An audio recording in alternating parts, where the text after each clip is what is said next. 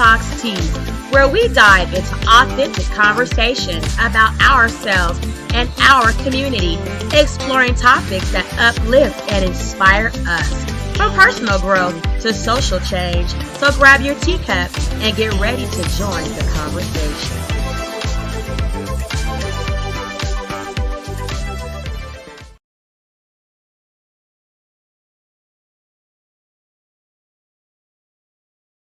And I must say it's a good read.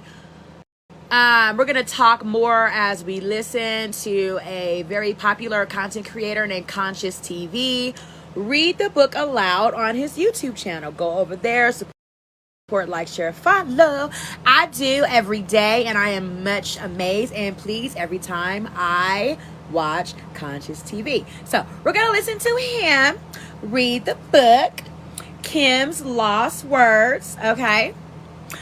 And let's just go ahead and jump right on into listening to her tell-all book that was published and released on Amazon. All right, you guys, so we are here to get into the Kim Porter's Lost Words 60-page tell-all, A Journey for Justice from the Other Side by Jamal T. Millwood for Kimberly A. Porter, Diddy's ex-girlfriend and the mother of his children, who died a very suspicious and very unnatural death back in 2018. She allegedly passed away from pneumonia. However, the autopsy report tested her, according to the autopsy report, for pneumonia, and she came back clear of pneumonia, yet they still listed her death, or her cause of death, as pneumonia. So weird, okay? So somebody definitely need to be resuming the bones of Kim Porter, resurrecting them and doing some more forensic testing and open up a criminal investigation, because her death was never deemed a criminal investigation. So much incriminating evidence probably was left behind in that room. There were a bunch of water bottles found in her room. There was a bunch of bowls of green soup, all type of shit that could have had chemicals in it. Liquid bottles that could have had chemicals in it. Soup that could have been spiked with poison, etc., girl. Y'all also know that the first autopsy reporter or autopsy specialist died in a freak car accident. Girl, it's just been a lot of weirdo-ish. So hopefully I'll Be Sure or Quincy or the twins or, you know, some of Kim Porter's friends and her entourage who allegedly gave over this content to the author in this case. Shout out to my boo, Michelle. You are awesome. Thank you so much, baby. Damn, baby mama Michelle, girl. Doing it up right now on Baby Daddy. Sending those Baby Daddy payments, baby. God bless you, Michelle. Thank you so much for your donation. You guys know that all donation information is in the description box below. PayPal.me/ConsciousTV.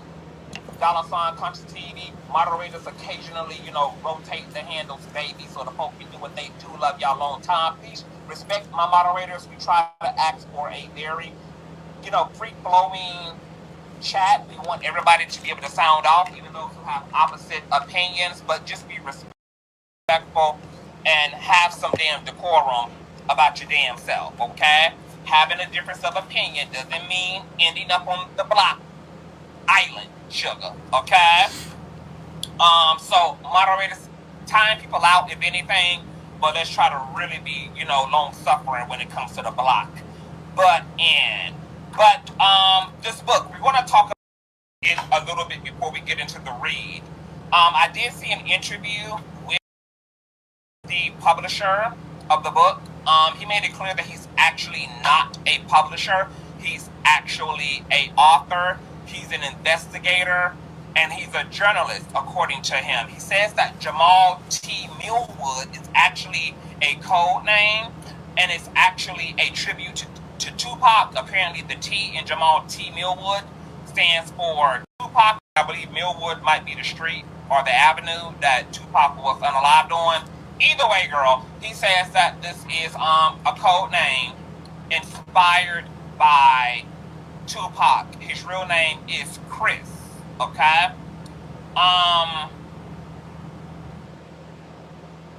He also clarified some things. I might as well just say everything, actually, before I might as well just read all the notes off, okay? I'm gonna read all my notes off, then we're gonna get into the read.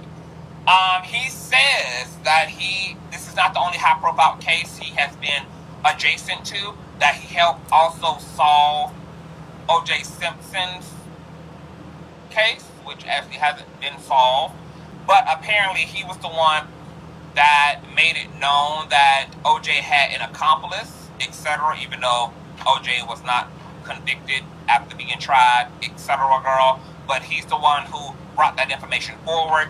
He also has been a part of the Biggie Smalls case, the John Benet case, and he's been on national television several times. He is considered a very controversial journalist in Hollywood, and he also claims that people are deathly afraid of him. All right. He also clarifies a few things, because you guys know we read the excerpts that were published by the Daily Mail from Kim Porter's book, I believe Friday or Thursday. Remember, there was an excerpt from the book that talked about Diddy and Kim having an open relationship. They both were swingers, and they hooked up allegedly with this Oscar-winning couple. Well, apparently the Oscar-winning couple, shout out to baby mama Teresa for the old nasty piece of child support check. Thank you, baby mama Teresa, for the old nasty child support check, baby. Y'all keep the cane just glistening in diamonds and pearls. Oh my, okay, shout out. Now, bless besties, okay? Remember on my last live or two back, I was talking about who is the award-winning artist that would have had a freak off with Diddy. And I'm like, couldn't be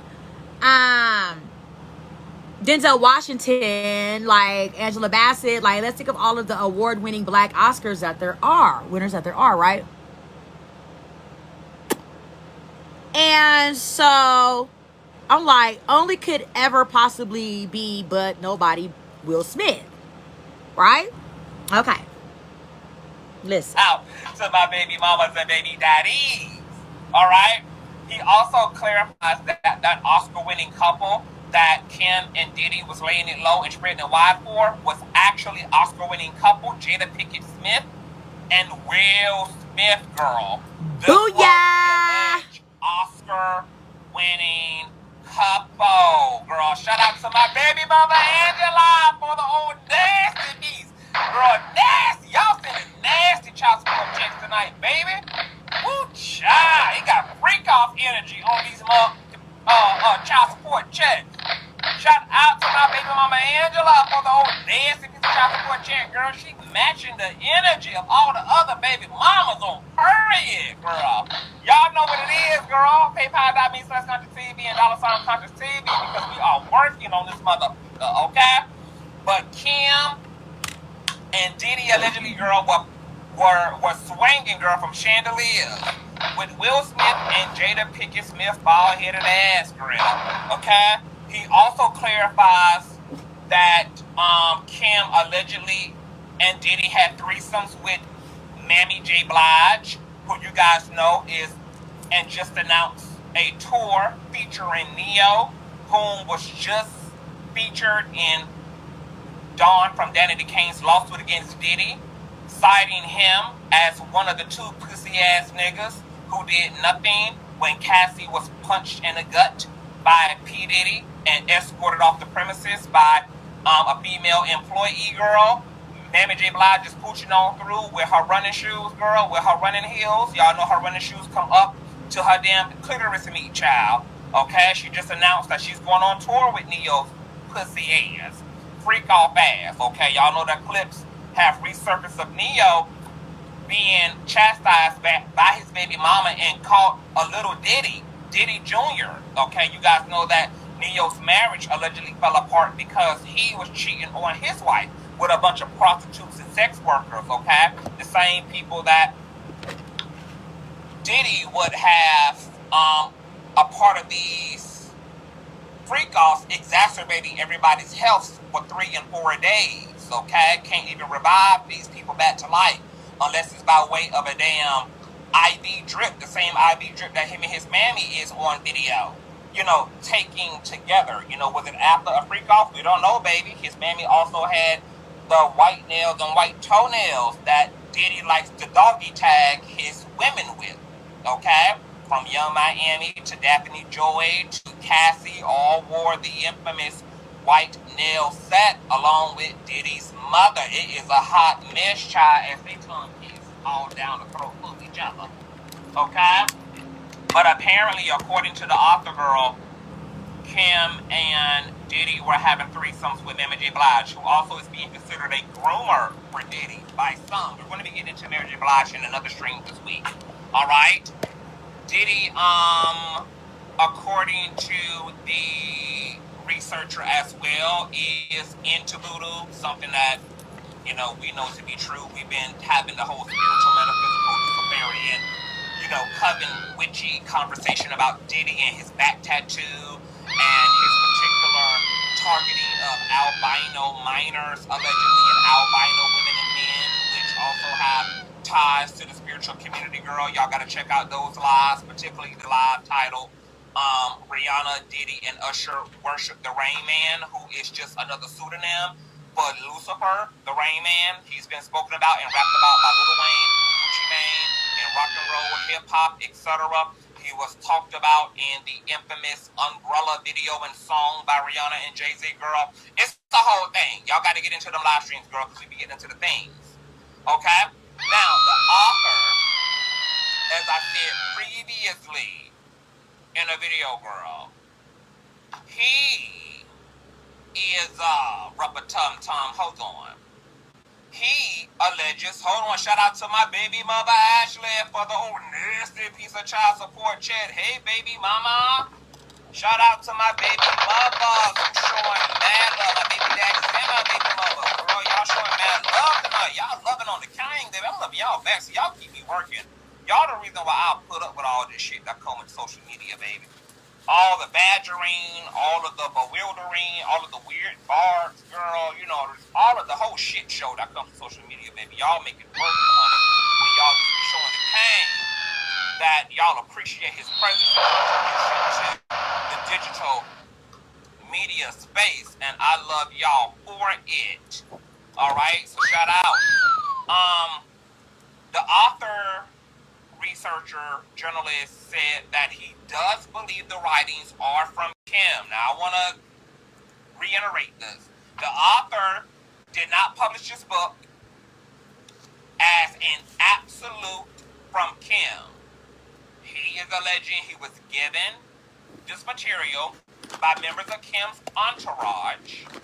And not only does our entourage have this particular content, the entourage also had the alleged videos of some of the freak-offs that featured an underage Justin Bieber, that featured freak-offs with an up-age Usher in them, participating in homoeroticism, and that the same entourage that had gave him these files from Kim's diary, infamous flash drive, were also shopping the actual videos of these freak-offs with up-age and underage celebrities with Diddy to other Hollywood producers, okay?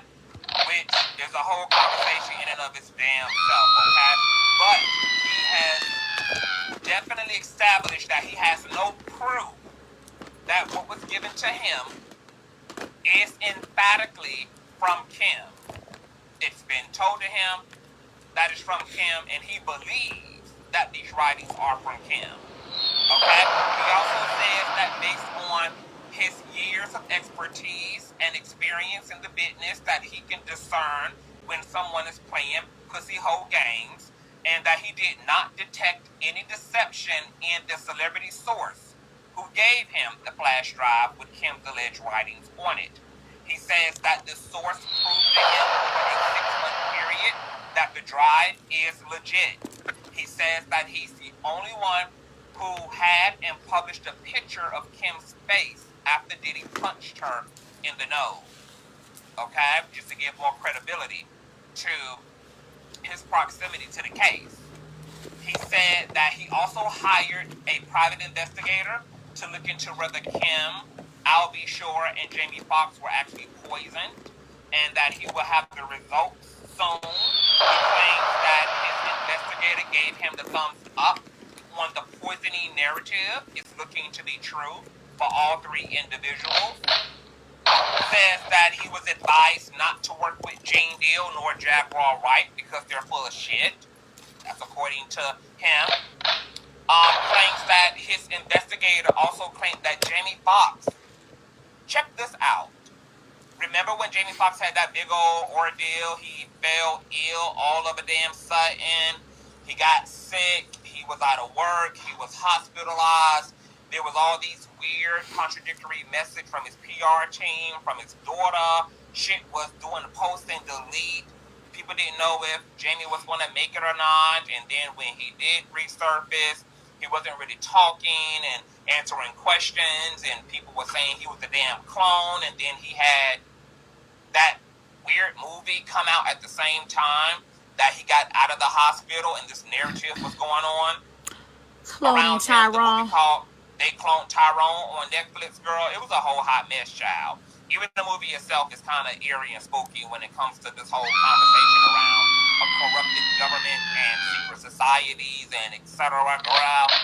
Well, he claimed that not only was Jamie Foxx poisoned, but that he got poisoned on set, okay? And that Jamie Foxx was poisoned from somebody lacing his watch with some type of a fentanyl or Carisha-19, but that the watch had been dipped in some type of disease and some type of poison. And when Jamie Foxx had put this watch on and his skin came into contact with this watch, that's what led to the boom pow.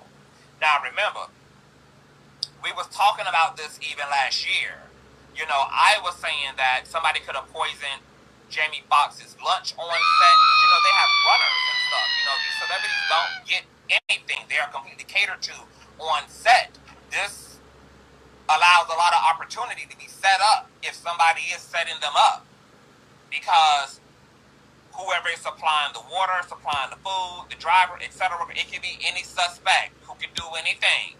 You know, these celebrities aren't really thinking much of it. So, apparently his watch was infused. Now, you guys also know that Jamie Foxx may come up, you know, as a witness. He may be one of the 300 folk who received the subpoena because Jamie Foxx was the first cameraman that Diddy had when it came to these infamous $1 million plus parties and events. Jamie Foxx is bragging all around social media. There's old clips and interviews. We played all of them last year of Jamie Foxx talking about running wild with Diddy. He not only has footage still in his possession from the celebrities that were coming in and out of these parties for Diddy, but he also has like the visitors list or the login guest list as well. He has all this shit in his possession, girl. So people were alleging then that Diddy was putting a hit out on Jamie Foxx ass to take him out, you know, and was trying to take everybody ass out who had some incriminating evidence on him. So Jamie Foxx very well could be subpoenaed. Jamie Foxx has also been caught in a lot of shit, from this Diddy shit to the strange illness shit. And then you guys know he was also caught up in that whole heist from the guy from the Fugees who was caught up in that like multi-million-dollar scam between the United States and another country, and all this shit with treason and shit, and Jamie Foxx was an alleged like witness on the stand. It's just been a mess. Him and Ashton Kutcher, girl, they've had a lot of legal woes, honey. There's been a lot of things going on with these folks. Also, he said that Diddy secretly, okay, yeah, I talked about the Ice Cube situation, okay?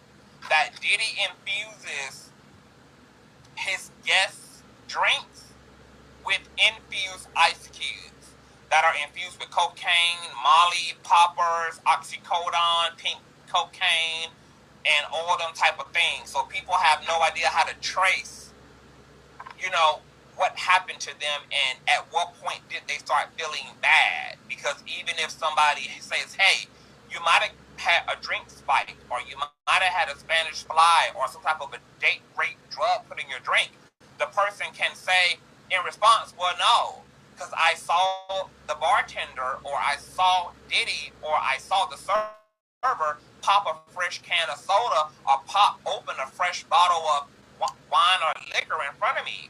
It's not the content of the wine or the content of the liquor or the content of the soda. That's where the hidden hand is. It's those infused as ice cubes that are drugging the girls and the boys down to the ground, baby.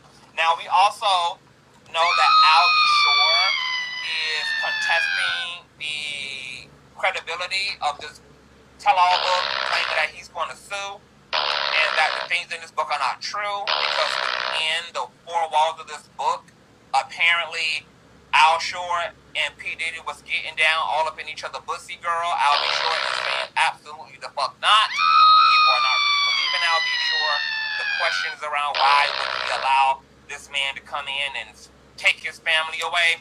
Well, it could be because Diddy was in the business of hanging niggas over balconies like he did Wale, or in the business of dropping Molly cocktails down niggas' sunroofs. Remember to like this video when you come in. We are listening to the inserts and outserts of Kim's Lost Words. Secret lovers, because this book, Kim Porter, Lost Words, Diddy's ex Kim and baby have mother. An open relationship, and they were swingers, girl, but that she was fucking off on Tupac and all, child. So, very nasty, very non-demure things going on, girl, in the Porter's house, in the Diddy's house. And last but not least, the best friend is also contesting this book, saying that it's not true. However, one of the best friends of Kim is also P. Diddy's cousin. So, take that what you will. Now, there probably also won't be any successful lawsuits. I mean, they can be filed, but they probably won't be successful because the author not only is letting it be known that this is allegedly Kim's words, he's on record saying he has no proof it is, but this was given to him, and that there is video evidence to support a lot of shit in this book.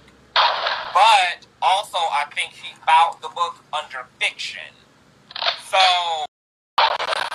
helps to protect him in case a motherfucker like Albie Shore or, anybody else who's still alive and amongst the living in this book who got ran down on, tried to sue his ass, okay? So,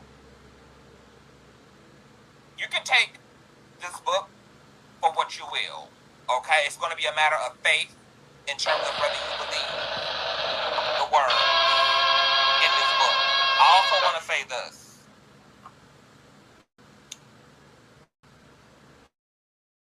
I don't know what I think either. I can see this being Kim's words. I can also see this being a fabrication and a attempt for, somebody to make a lot of money off of. On one hand, we all knew Kim was deeply in love with P. Diddy. She was allegedly also fighting within the harem with the other girls. Apparently her and Cassie had issues, etc. Kim was very territorial, protective, and jealous of the other women that Diddy was dealing with. She had children with this man, and she continued to allow this man to supply and be her means. She was living in his home at the time of her death, etc.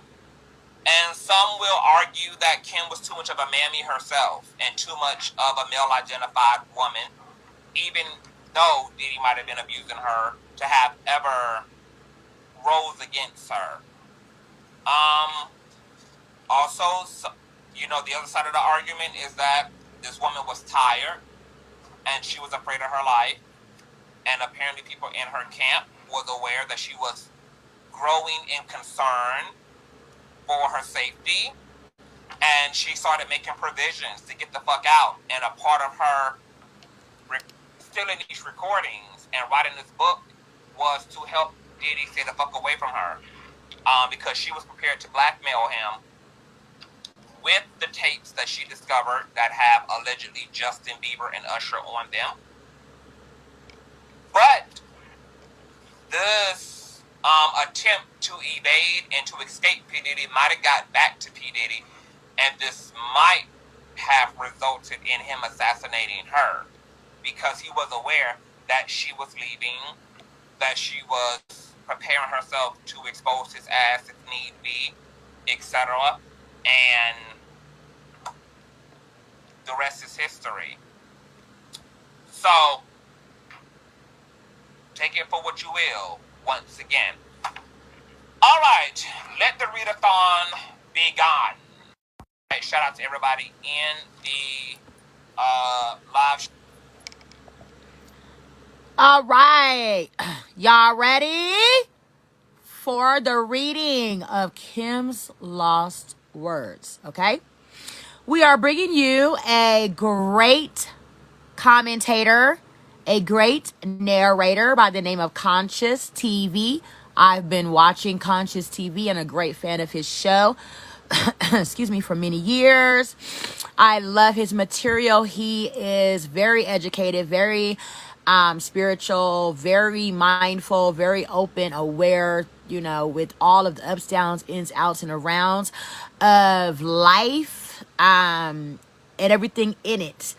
Conscious is a very good go-to for understanding, awareness, and insightfulness on his channel. Okay, so I have, selectively chosen Mr. Conscious TV to listen to him narrate for us, the blessed besties over here on Tanisha Talks Teas, to listen to the reading of Kim's Lost Word book about her and Diddy. Okay, so I'm going to continue to send out my invites, you guys, before I start. And then I'm going to maybe give like 5 minutes for people to get in and accept the invite. Okay.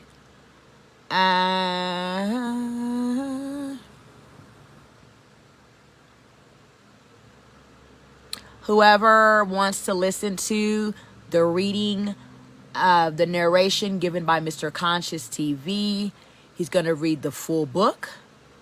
Okay. And he's going to, give his commentary through and through, as will I, as we listen to the book being read. Okay.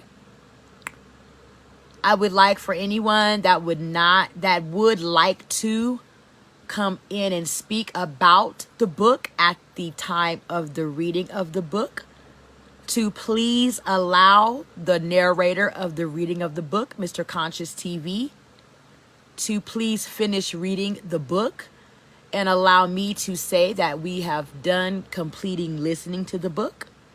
And then if we would like to have some commentary, tea talk about the book, then the Blessed Boos have the floor to come up and talk about whatever is on your mind, about what you think about the book, Kim's Lost Words.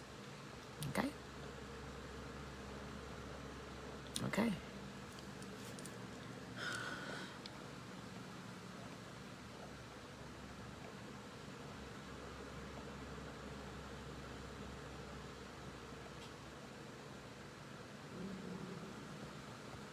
So, of course, I have the capacity of a lot of friends on Facebook.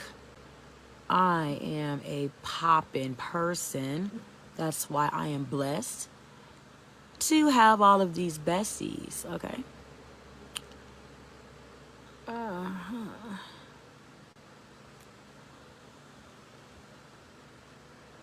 All of my blessed besties, we are going to give you a few moments to get in here while we listen to the narration and the reading of Kim's Lost Words. Okay? I mean, I have got...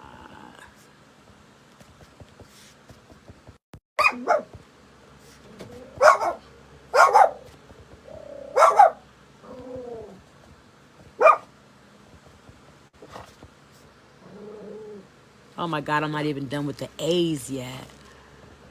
Okay, I'm just going to give some time for people to get on in here while we listen to the reading of Kim's book, okay?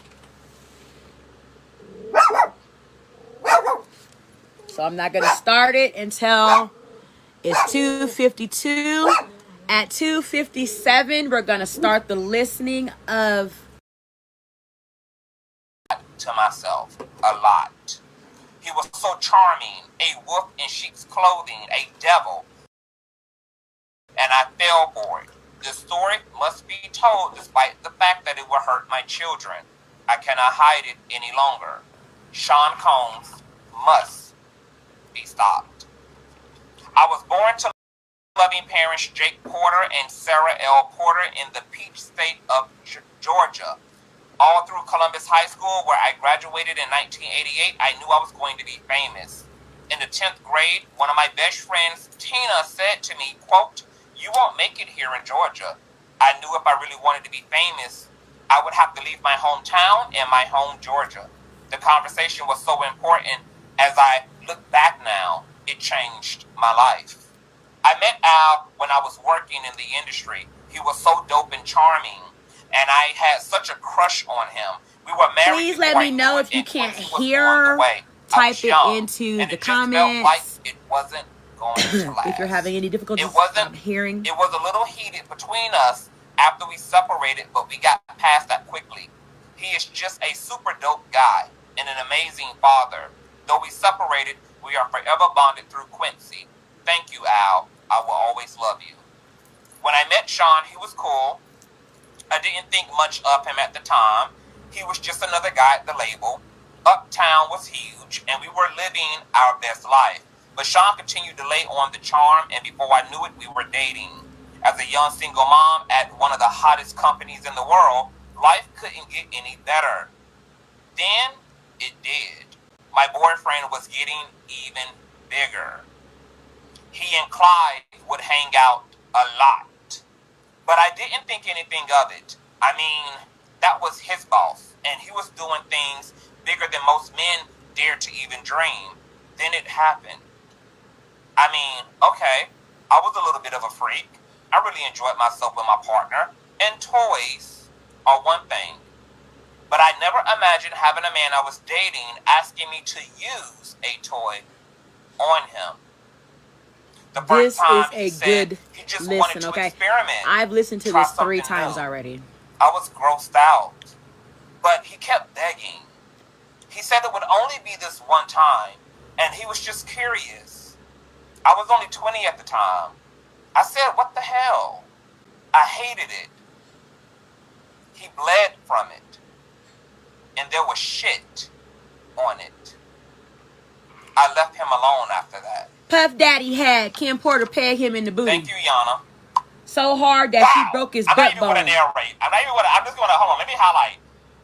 Hold on, I can't even highlight, girl. Let me just not interrupt the flow, girl. Y'all heard what y'all just heard. God damn. Sean kept reaching out, and I kept ignoring his calls. Eventually, in a few weeks, we ran into each other at an event. He came over and sat next to me. We were cordial. He flattered me by saying, "You look amazing." I replied with a simple, "Thanks, Sean." I tried to get up to leave, but he pulled my arm as I turned to him. He looked deep into my eyes and said, "Look, what happened between us was weird. I really care about you. Can we?" He paused. And I tried to use this as my attempt to escape. I pulled my arm back and said, "Sorry, Sean, I have to go. Please, I think I'm falling in love with you. Can we talk?" My breath was taken away. Did he say he loved me? It was so fast. I wasn't aware of this as his manipulation tactic. Not yet. God, I was so young and so naive. He continued, let's just have dinner. As I fell for it, 2 days later, we went out for drinks at a lounge in Lower Manhattan. The place was nice. Sean was really coming up and pulling up all the stops to impress me. He pulled the chair out for me to sit. Back then, he was always a gentleman. He smiled and said, look, as he sat across from me, I hated it, and I never wanted to do it again. Give me another chance. Over coffee the next morning, I decided to give him another chance. For the next year and a half, things seemed pretty normal. It was fun. Things were going great, and we were living the dream that I dreamt about throughout my youth. Sean and Clive were working on Bad Boy, and he had his first couple of artists. He picked up Craig Mack, then some rapper from the West Coast called Notorious B1, to help Chris develop. He was collaborating with the biggest names in hip-hop to make it happen. Things cannot be more amazing. Now, I do want to pause here. The author did say that at first he thought that Notorious B1 was the Notorious B.I.G. But he said upon further research, he found out that Notorious B1 was actually an artist. He was like a writer and a rapper, but that this isn't the Notorious B.I.G., but this other individual. Continue to read. Then he asked me to do it again. It was insane. Sean said, quote, baby, I can't stop thinking about it. What the hell are you talking about? I responded. Sean continued, I just can't stop thinking about that night. It was amazing. Can you screw me one more time, please? I became infuriated. Why don't you go to Clive? He's the one screwing you, isn't he? Then Sean hit me. This was the first time. But he slapped me hard. Before I could form words, he began to beg, I'm sorry.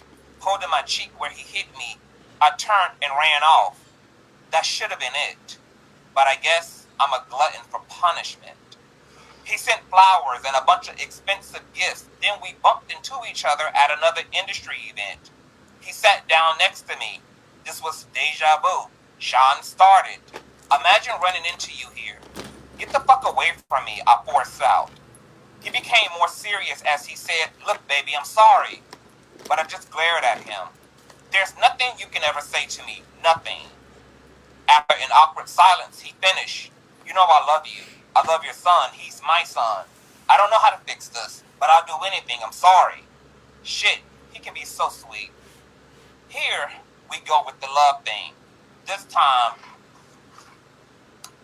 I'm not falling in. He was great with Quincy.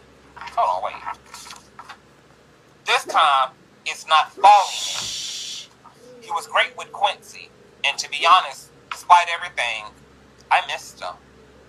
As he stood to walk away, I remember hearing myself saying, call me later. What the fuck is wrong with me? Chapter 4, Forgiveness. Sean arrived with flowers in hand. He wanted to see Quincy. He was so good with him. And Quincy ran over to hug him. I felt my heart melting. He asked Quincy, how you doing, Tiger? Quincy looked so innocent as he responded, I'm good. I miss you. Sean's response sounded genuine. I miss you too. We'll hang out tomorrow, okay? Okay. Sean gave him a little love tap on the butt. It's bedtime. Quincy replied, okay, good night, as he turned to head toward his bedroom. Here was the man I fell in love with, but what was I thinking? Shit, not only does he want butt plugs, he slapped the shit out of me. So why am I still talking to him? They say that love is blind, but is it stupid too? As Quincy left, Sean looked at me and smiled. Baby, let's go have some fun. The babysitter was on the way. I just want to show you a good time. I was so mad at myself for melting as I said, okay. We sat on the couch laughing and genuinely having a good time when the doorbell rang. The babysitter had arrived and so we left. As we exited the house, a big man climbed out of the limo and opened the door for us. He wore a sharp suit with the GUN, notably tucked under his arm. I thought to myself, he could have made it invisible, or did he want me to see it? Despite my reservations, Gene was a sweetheart. He was very courteous and polite as he tipped his head and said, "Good evening, ma'am." Gene drew a smile out of me as I responded, "Hello." Gene and I would see each other a lot after this day. Chapter 5, Sean Nils. Are you guys having a good time? If you guys are enjoying yourselves and you're here for this riveting, girl, I wasn't expecting Kim to come out guns blazing, just in the first 2-3 chapters, baby. Wow. Thumbs up the video and share, please. Moderators, please encourage everyone to thumbs up and share the video. Chapter 5, Sean Nils. The year passed and thankfully we didn't have many bad arguments, although Sean was strangely getting into voodoo. He would put curses on people, and I wasn't sure how to respond to that craziness. My problem as a single mother was I wanted to be married. He always had excuses and delays when it came to committing to marriage. His label was blowing up, Biggie dropped, and it was just about over. He also signed Mary J. Blige, and of course when I found out he slept with her, we fought. He claimed that it was a mistake, and my stupid ass took him back again. Sean asked me for a threesome with her. At first I was mad, but Mary was beautiful. It was our first threesome, and I loved it. Mary was very sexy. I would not be doing this a lot, but it was so hot. I was young, and exploring my sexuality was enticing. Over the years, we brought other women into our bedroom periodically, and we were happy. This is until one day I came home to a situation that went from awkward to a nightmare. Quincy was with the babysitter, and Sean was sitting with Al B. Shore at the dinner table. I had a child with Al, and Sean was the father in Quincy's life. The awkwardness of all of us being together had dissolved a long time ago, but it was still weird that they were here in my home, together, alone. I sat down and we had drinks. It was fun. The conversation was cool, until it wasn't. Al was a little loose after a couple of drinks. I remember him saying, "It's still weird seeing you with my friend, but you're happy, so I'm happy for you guys." Sean responded, "Thanks, man. Me and you, we've shared so much." Al replied coyly, "Word." The conversation took an odd and awkward turn when Sean said, "We all been together sexually, but not together." I was shocked for a moment. As quietness lingered in the room, I asked, "What do you mean by all together?" Al shifted uncomfortably, but Sean didn't hesitate. "You know how we sometimes invite other people into our bed?"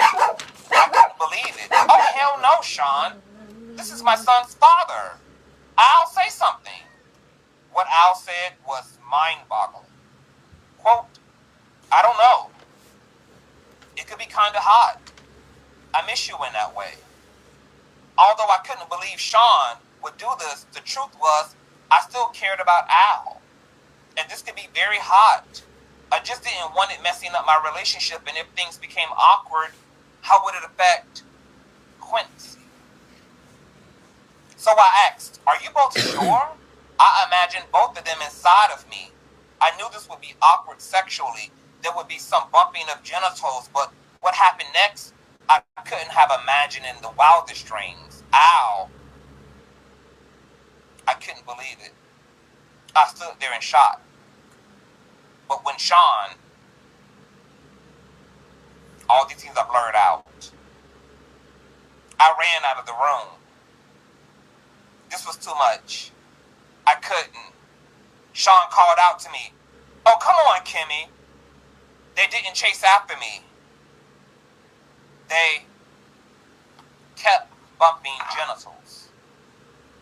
All of this is blurred out. I couldn't get the image out of my head. I couldn't be with Sean for a while, but that wouldn't be the last time I saw Sean in a compromising position, not by a long shot. One day I found the boat. where he kept all of his encounters with men. Yes, he kept a record of it. But that's for later. Oh my God. Girl, Kim is a legend that I'll be sure. And P. Diddy started fucking the hell down after some drinks. Al Bussy got loose, girl. They went upstairs. She thought she was ready, but she was not ready for them niggas being ready for each other, girl. And they didn't even run after her when they had slammed each other's penises into each other's throats and asses, girl. Chapter 6, titled Pop. Biggie took over East Coast hip-hop, and Sean was the brilliant mind that orchestrated it. He hired people to teach Chris how to flow and write his lyrics.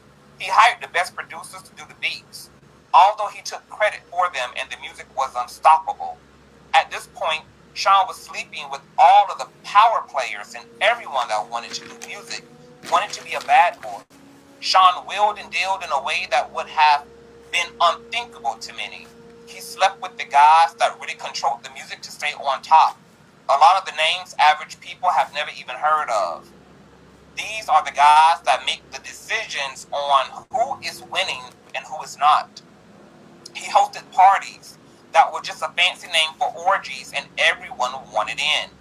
When I met Tupac, Sean and I had an open relationship. Yes, I slept with Pac.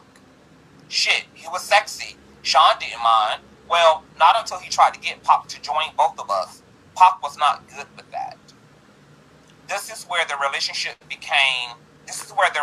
between them became strained. Tupac wasn't going to accept Sean's advances. Pac wasn't gay, and he was pissed about the advances. We were all in Sean's house. I was drinking. They were smoking, and everyone was just relaxing. Sean came in on what I am sure he would call a smooth approach. My baby is bad, isn't she? Pac threw me a sly smile. Hell yeah. I felt myself blush. Sean was now in full swing. You think you hit it better than me? I couldn't believe he disrespected me that way. I was not playing with my response. Sean, what the fuck? Pac came to my defense. Damn, bro, you ain't got to do the sister that way. Tupac appeared upset behind Sean's words, but Sean went in for the kill regardless. I think my dick's bigger than yours. I bet I can make her come faster than you. What's up? Pac was appalled. What the fuck are you talking about, nigga? I ain't trying to run no fucking train. Sean continued. What you scared of? Let's see who fucks better. Let her be the judge. Yes, at this point, we had been inviting others into our bedroom for a while, but I'm not used to and will not stand for disrespect. I wasn't the only one upset. Pac shouted, nigga, you talking about pulling your fucking dick out? Sean was undoubted. What, you scared? Tupac simply left. Things were very contentious since then. The two could not be in the same room. Pac avoided me as much as he did Sean. When they did bump into each other, the tension was palatable. It felt like blows could be thrown at any moment. Months passed with only the tension between them. It was uncomfortable, but nothing life or death. Then one day, while we were at the studio, it happened. I walked into Sean's office and he was having the conversation. Sean sat across from Jimmy Henchman. Pac, don't leave that fucking studio alive. I don't think I was supposed to hear it. I continued as if I didn't. Hey Sean, good morning Jimmy. They didn't seem to think I heard anything. I'm ordering breakfast, smiling. Sean replied first. Let me get eggs, sunny side up, with grits and an orange juice. I could see he was hungover. Good. I don't want him knowing that I know anything. If he just put a hit on Pac, knowing something could be dangerous, Jimmy, apparently not hungry, said, nothing for me. As he stood to exit the room, he said to Sean, let's make that happen. Then nodded to me and said, Kim, always a pleasure. With a wink to me and a nod to Sean, he turned and walked out. Jimmy was a part of our intimate circle. I went on as if nothing was happening. I'll make the call now. I smiled as I left, hoping I wasn't white as a sheet. I wasn't in the studio the night Pac survived being shot, thank God. From what I understand, Sean and Chris saw Pac at the studio after he'd been shot and did nothing. The way God works, after being shot, Pac made it to the elevator and tried to escape, but it stopped at the floor Sean and Chris were on. When the doors opened, they saw him lying on the elevator floor, riddled with bullets.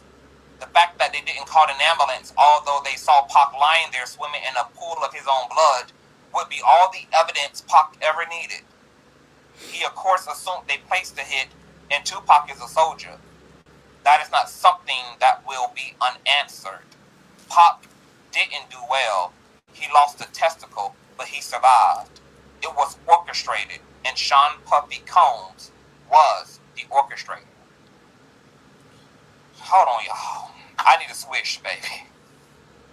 I need a swish, girl. We only 6 chapters in, and we done read about dildos, threesomes with Al B. Shore, advances made to Pac, a hit put out on Pac, Diddy leaving feces on the strap-on,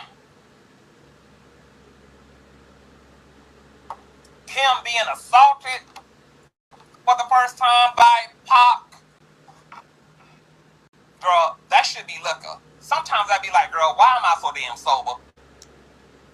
You know, sometimes you need a damn drug problem, girl, okay? Because reading ish like this, I'm like, girl, it don't pay to be sober, baby. Okay?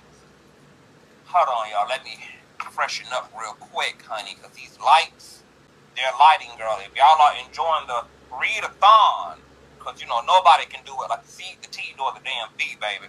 Thumbs up this video. Shout out to all of you lovely people. Subscribe if you're new here.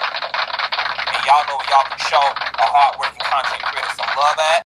$ Conscious TV on Cash App, spelled just like it is right here on the platform, and or paypal.me/Conscious TV. All information is in the banner and in the description box below, baby.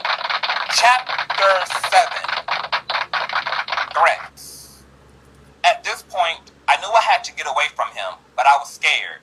Is he going to take my life if I try to escape? One February evening, I thought I found my opportunity at dinner after an event. We were at a ritzy restaurant in a private booth. It was an exclusive setup. We were alone, but we weren't in public. Perfect. Sean was on the phone talking to an unknown listener as he sat down. His words on the call will be etched into my mind forever. We're gonna release. Who shot you now? He waited for a response, then went on to say, of course they're gonna think B.I.G. was talking about Pac. That's the whole fucking point. Nobody would give a fuck about a diss track against LL fucking Cool J. Do you know how much money we'll make trying to rap beef? Niggas battling after someone really got shot? This may not be the best time for this conversation. Sean was finishing up. We drop that shit tomorrow. He listened to the phone, then responded. There's going to be blood in the street. Niggas miss. Pac alive. Let's capitalize on that shit. When he responds, it's just going to mean more money. He turned around and looked at me, spoke back into the phone. I'll call you back. Then hung up and spoke to me. What's wrong? I tried my best to give a fake smile at what I'd heard. After all, me and Pac were intimate. I responded nothing. Sean wasn't full. Are you sure? His demeanor was threatening, but I responded as cool as I could muster to his intimidating stare. Yeah, of course. He took away my hand, saying, that's wonderful. He began to squeeze my hand until it hurt as he continued, because seeing you walk into the office while I was talking about killing that motherfucker, and you not saying shit to me, had me just a little concerned. His grip was starting to hurt badly. You're hurting me. As he continued, he squeezed tighter. You're pretending you didn't hear anything was a sign of your loyalty to me, not something I should be concerned with, right? I had no choice but to give him the answer he wanted. I knew I was trapped when I responded, of course I'm loyal to you. He let me go as he responded, good. And remember, I'm the big dick.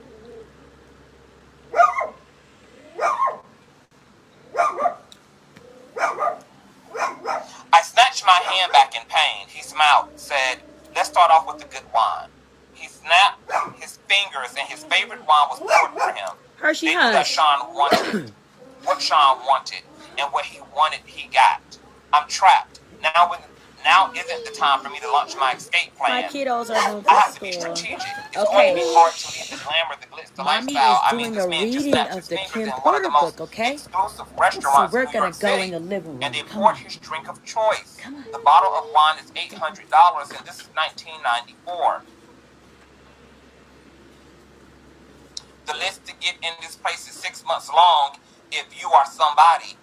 Mayor Giuliani has a table here tonight. Also, if I got up and walked out, I would be safe. But what about tomorrow? I had to think.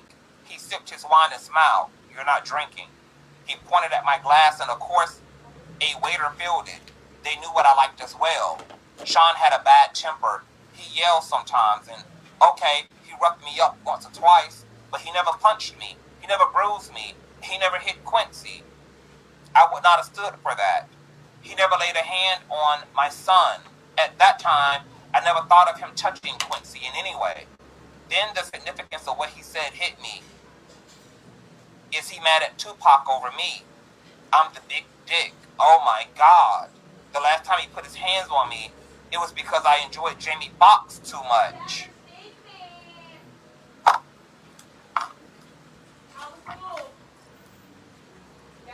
I'm just gonna find a bush. A really big bush. And I'm gonna go in it. And I'm just gonna weep. I'm gonna weep for Kim in a bush.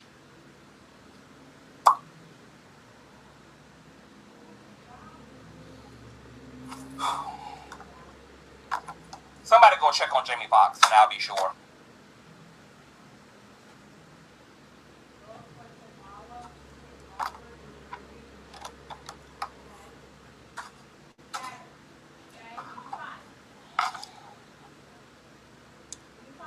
Shit. He enjoyed Jamie too.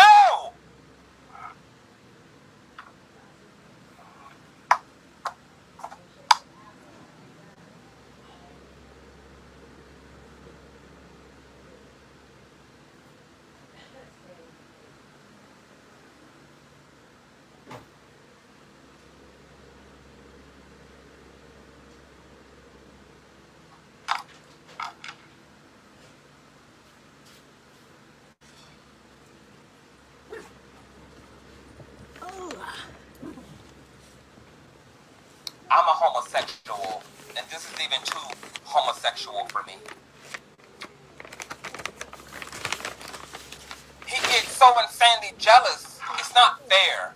He wants to bring other men into the bedroom, but gets jealous when he does. Damn, you're quiet tonight, he said, snapping me back into the present.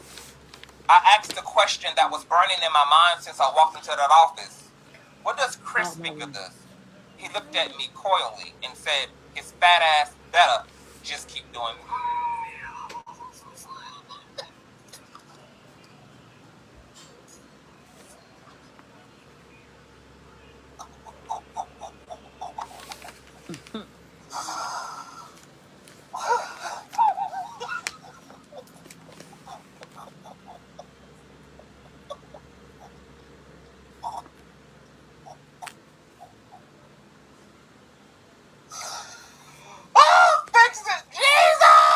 I can't do this, y'all. I can't do this tonight, y'all. Y'all got me fucked up tonight, baby. Baby. No, ma'am. Wait a minute, y'all. Hold on. Girl, I should have pre-screened this. CTV isn't ready. Oh my God. His fat ass better just keep doing music. A third guest was escorted over by security. Sean motioned for him to sit. A waiter walked over to Sean Carter and asked, would you like something? Carter responded, no thank you, then said, hello, to me with a smile. Smiling, I replied, hey Carter, and took a sip of my drink. The Shawns may share a bed together from time to time, but thankfully I was never asked to join. Carter went on to speak to Sean. I thought we were meeting in private. Sean replied, hold on. Let's go back. A third guest was escorted over by security. Sean motioned for him to sit. A waiter walked over to Sean Carter and asked, would you like something? Carter responded, no thank you, then said hello to me with a smile. She's talking about Jay-Z. I replied, hey Carter, and took a sip of my drink. The Shawns may share a bed together. Sean Carter, Sean Puffy Cone. But thankfully, I was never... This book only needed 60 damn pages. Carter went on to speak to Sean. I thought we were meeting in private. Sean replied with a nonchalant shrug. I had to discuss something with her. Shout out to my baby mother, Sateria. Shout out, my baby mother, Sateria. Oh my God, thank you guys. Thank you, baby mama. Sateria for the nasty piece. A child support check. God bless y'all. Baby. Oh. I had to discuss something with her. It's fine. Go ahead. He wielded his kind of power. Carter shifted uncomfortably in his chair before continuing. It's true. Chris and Pac were about to start their own label. Sean slammed his fist against the table, shouting, doesn't anyone have any fucking loyalty? Carter? Well, that's not happening now, right? Sean peered at Carter with distrust. Why the fuck are you so eager to share this with me? Chris is your man. Fuck, he brought you on, and you're stabbing him in the back? Carter responded with indignity. First, I'm tired of being that nigga's son. I need to come out from under his damn shadow. Sean smiled slightly. Okay, I respect that. Carter kept going. On top of that, this nigga is making that move, and it should have been with me. Sean looked at Carter blankly. Pop put Chris on. You know this.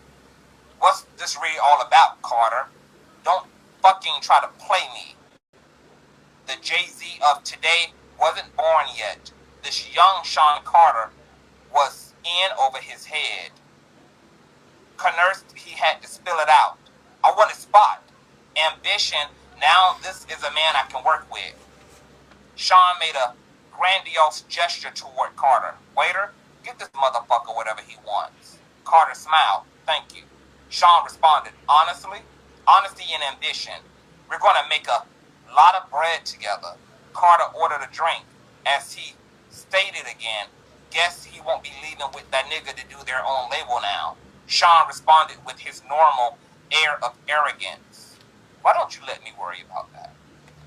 I took this as my cue to escape. I told Sean, I'm going to go ahead and get back to Quincy. Sean was wrapped up in his conversation with Carter and barely noticed as he excused me. Have the limo drop you off. We didn't eat. He didn't care. I smiled and kissed him on the cheek and I left.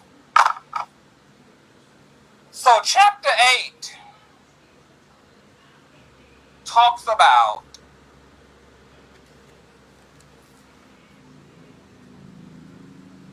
Diddy setting up Pac to be unalived and then setting up Biggie to be unalived because Biggie was leaving Bad Boys, going to another label or starting his own label, and Sean Carter was all up in the mix of this shit.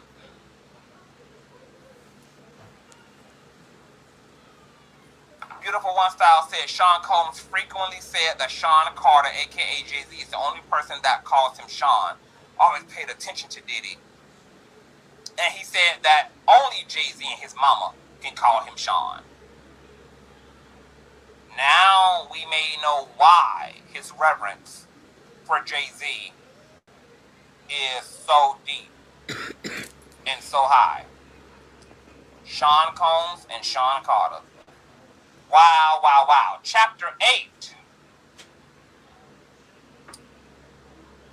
Kidda.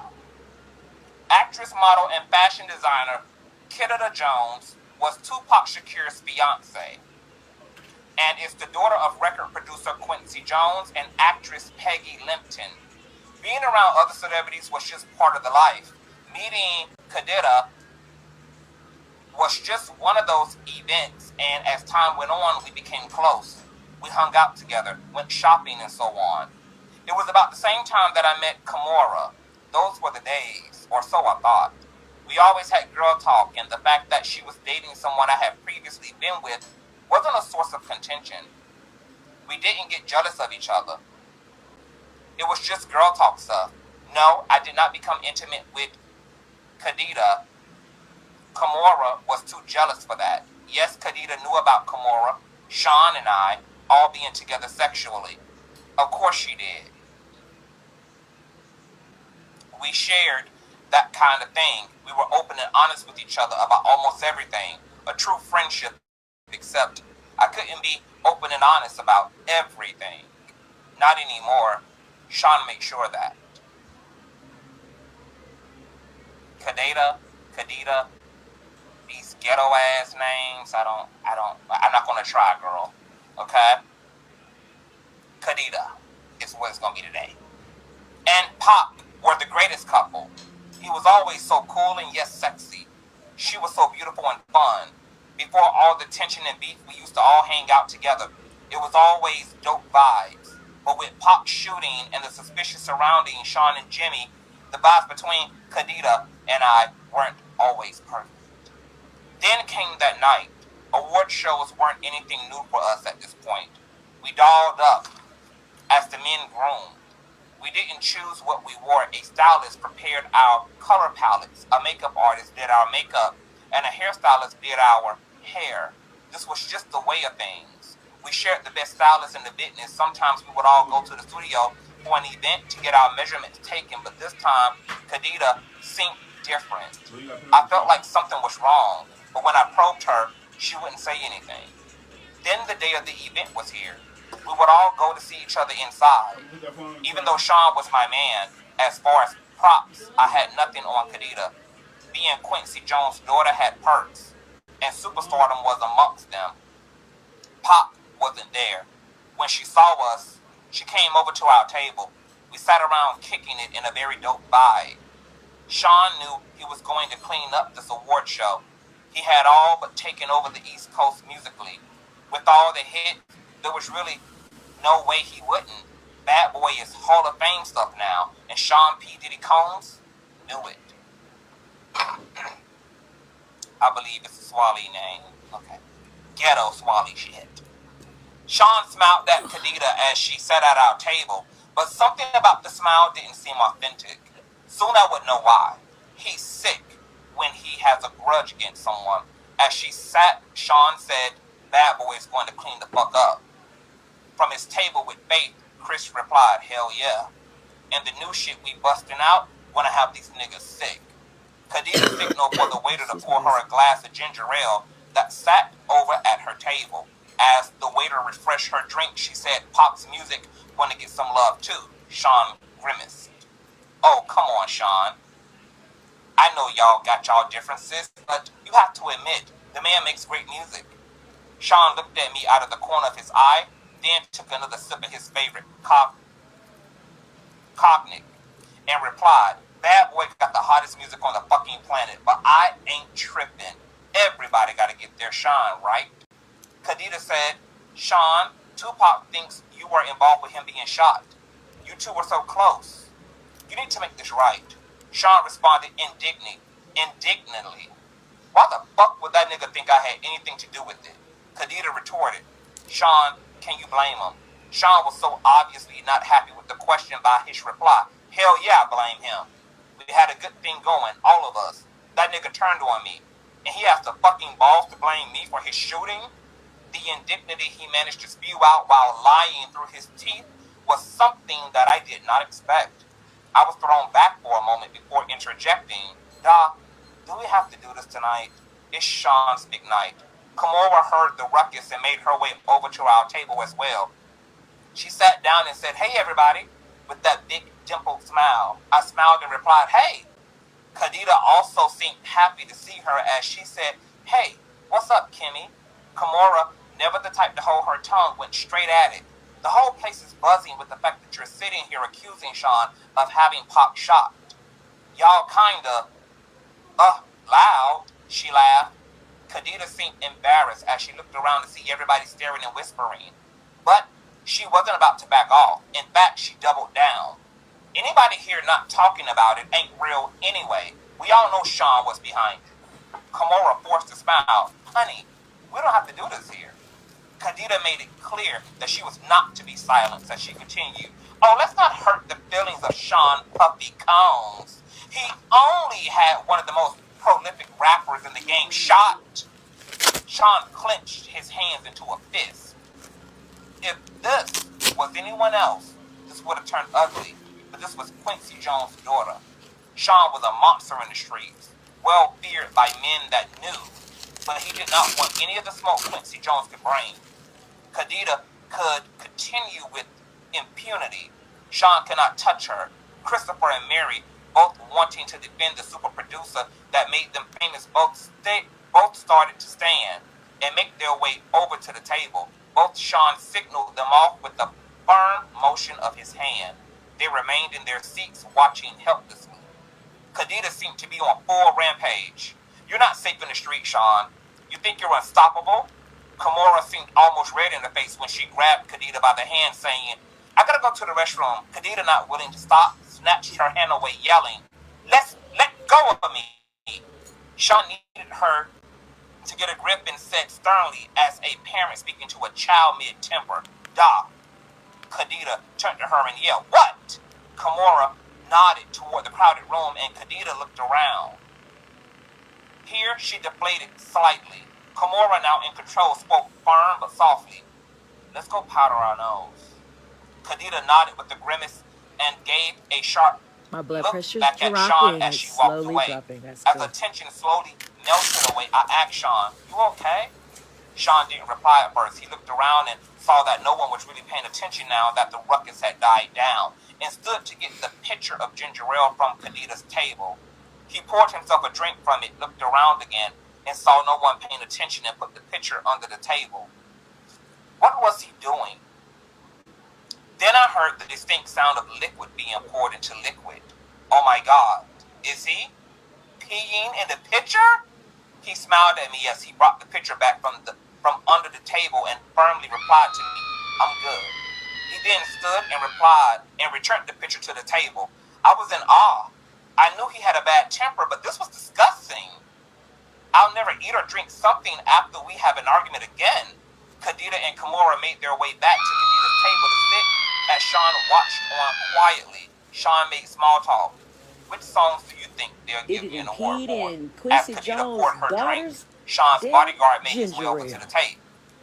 I think he stopped her from drinking as everyone else just sat and watched. Shout out to my baby mother Sharon for the old nasty child support check. Thank you, baby. Jean risked incurring Sean's wrath. "If I'm right." Relieved, I replied, "Babe, your category is crazy. It could be a lot of songs." Sean glared at Khadida's table the entire night. This man was going to piss in Quincy Jones' daughter's ginger ale girl because she was calling his ass out on sight about popping Tupac Shakur ass, girl. Shout out to the 666. How about that in the chat? Thumbs up, child. My God, I'm working my ass off here, honey. Okay, thumbs up and subscribe. Let's get these likes. Where these likes at, girl? Hello, me over here, girl, giving y'all the read of a lifetime. I know y'all ain't pulling these likes. I know that's what y'all not doing. Hold on. Okay, it's 500 likes. So let's continue to climb. Let's continue to climb, child. And moderators, thank you guys so much. Chapter 9. Going to Cali. We had a wild night. It was after one of Sean's infamous parties. Everyone was there. And we not only had threesomes, but we also swapped partners. Our sex life was crazy. But I got to do things with Sean that I would never have been able to do with a straight man. Sean cared about me, but it was becoming more and more obvious that he preferred men. I was beginning to think that I was there to cover his wild desires. Then, because he really wanted to be with me, he was like Caesar, every woman's man and every man's woman. But truthfully, at that stage, I was becoming okay with it. I woke up and left the bedroom where I was with Jada Pickett, and Sean happened to be coming out of the bedroom with and Will Smith. Yes. They attended the parties from time to time. I could see him and Will kind of snuggled up on the bed together. I was grateful I wasn't asked to join in that room. I didn't really like it. It's blurred out in the book.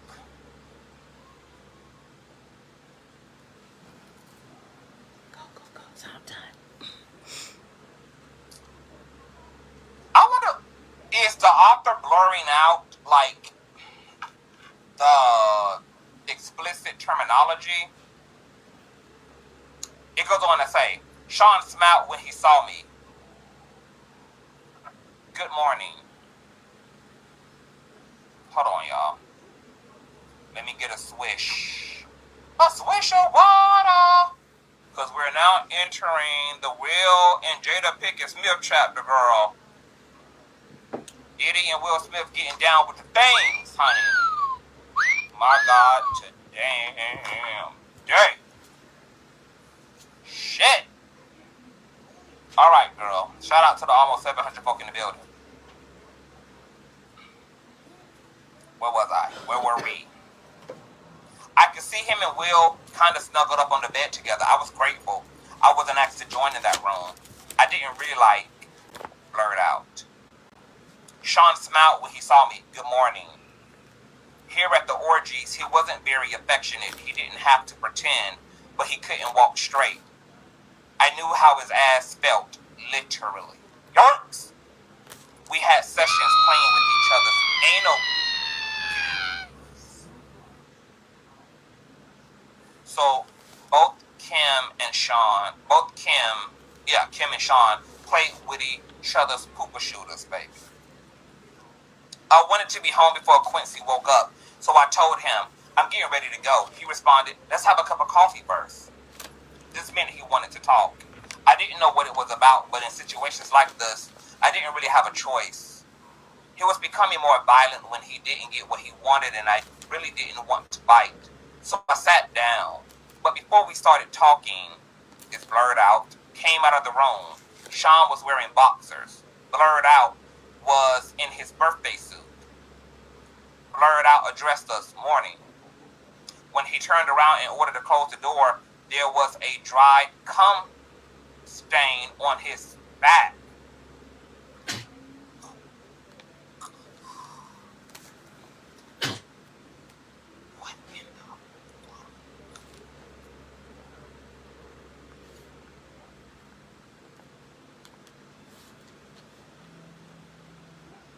Will Smith had Diddy's dried up nut stain up his damn backside, girl.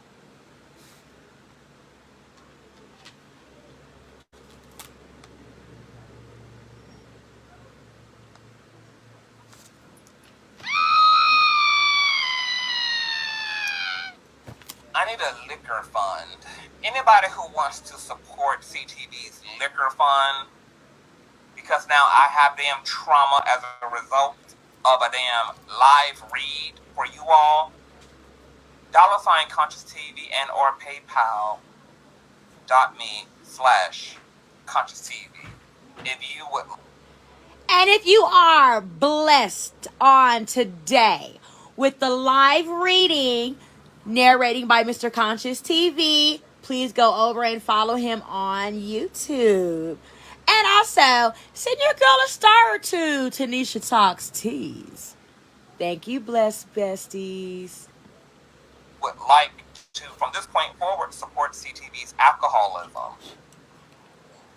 Blurred Out walked over, pulled a chair out to sit down next to us, and lit up a blunt. Sean stretched, smiled, and said, "This East Coast, West Coast beef is more lucrative than I thought, but it's getting dangerous." Blurred Out responded, surprise. Business first thing in the morning? Damn, cuz, you want it. But you know, you don't got nothing to worry about. You got a pass, daddy. Blurred Out smiled coyly. Sean apparently had something to talk about with Blurred Out as well, because he said, "I can't protect everybody, especially if someone is no longer going to be on my label." It was apparent Blurred Out was taken aback by this turn of events by his reply. "Sean, are you saying what I think you're saying?" Sean continued, "It's taxing on my resources to protect people. Someone that isn't 100% on my team can't get 100% of my protection." What the hell is going on here? What did Sean want from me? This morning is turning out to be way more than I expected, and I have to go. Quincy will be looking for me. Meanwhile, Blurred Out apparently wanted clarity. So to be clear, if something happened, Blurred Out made quotation marks with his fingers to one of your artists that was leaving your label anyway, it would be considered. Okay, the Blurred Out is assuming they don't want to list that person's name for whatever reason. He makes another set of quotation marks, out of your control. Is that what you're saying? Wait a minute. Can they be talking about Biggie? Is Sean saying that he won't protect Biggie? At this point, I was too young, too naive, too hungover to understand that this was not a lack of protection. This was a hit. Where did this come from this morning? But an older, wiser me understands now that I did not comprehend all those years ago. What I did not comprehend all those years ago. Sean was just getting to the real reason that he had Blurred Out there. The world was about to lose Biggie. Blurred Out laughed. "You a cold motherfucker," Sean said. "Why the fuck should I protect someone that isn't going to stick around? I made him. That nigga should be worshiping the ground I fucking walk on." I was thinking, Sean's ego is rearing its ugly head, and I wanted to get out of here, but instincts told me I need to tread carefully. So my next move had to be calculated. I don't really want any part of this, not even implicitly, but I was just dragged right into the middle of it. If what was happening here ever comes out, will I be held as an accomplice? But even as those thoughts crossed my mind, I couldn't just pretend this was okay. So I said, "But Sean, he hasn't left. They're just rumors. Are you going to let him die because of some rumors?" Sean glared at me, the anger in his voice obviously stemming from hurt as he said, "I know when I'm being betrayed. I'm not killing anyone, but I'm not protecting somebody that doesn't have my back 150%. Fuck that." This was railing out of control. My mind began to race. Is there a way to get through to him? Maybe I could use the finance the Beyonce route. "Sean, he's bringing in so much money." "Oh, the finance route, bro. The finance route. "Sean, he's bringing in so much money. You put so much money into cultivating him. Are you going to throw away all that money?" That's when he revealed how thought out this meeting really was. If he leaves, he takes all the money I invested into creating him. Sean sighs. But if he can't protect himself and something terrible does happen, then the money I would make off of his death will blow away all the money we made so far. I was perplexed. "Sean," he continued, "he's worth more to me dead than alive. Sean Combs is a calculated monster." Blurred Out chimes in. "I get that, fam. A lot of people out there want Biggie dead too. Without your protection, he doesn't stand a chance in Cali. Biggie is going to die. This is crazy. I dare not say anything else about it." Sean smiles and stands to walk off over to a safe behind a picture. There he pulls out a bag marked with Blurred Out name. He turns to Blurred Out and says, "That's why you're worth your weight in gold. You understand me? Here's a little something for you to take care of my people." Blurred Out smiles.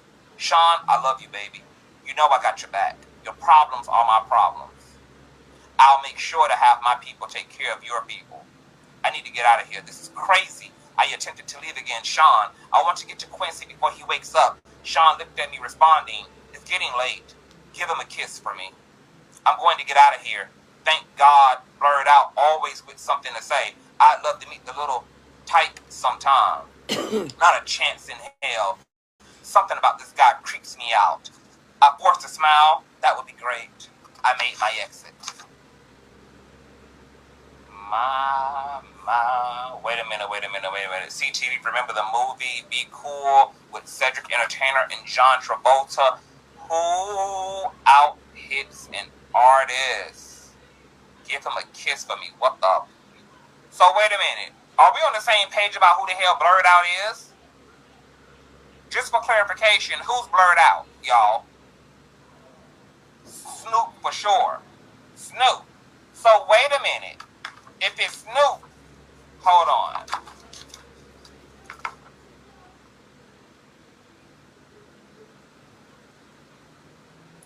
If it's Snoop or Jay-Z, then that's who Blurred Out is, who came out of the room wearing boxers in their birthday suit and turned around where there was a dried up cum stain on his bike.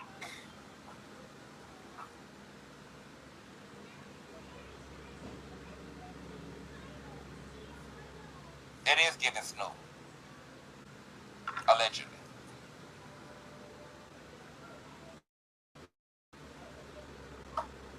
Baby, this book is worse than what the fuck I thought it was, girl. This is worse. This is worse than what I thought, girl. It's worse. It's worse. Chapter 10. The Lies You Tell. At this point, the relationship between Sean and I had been off and on for quite a while, and we were off at this point.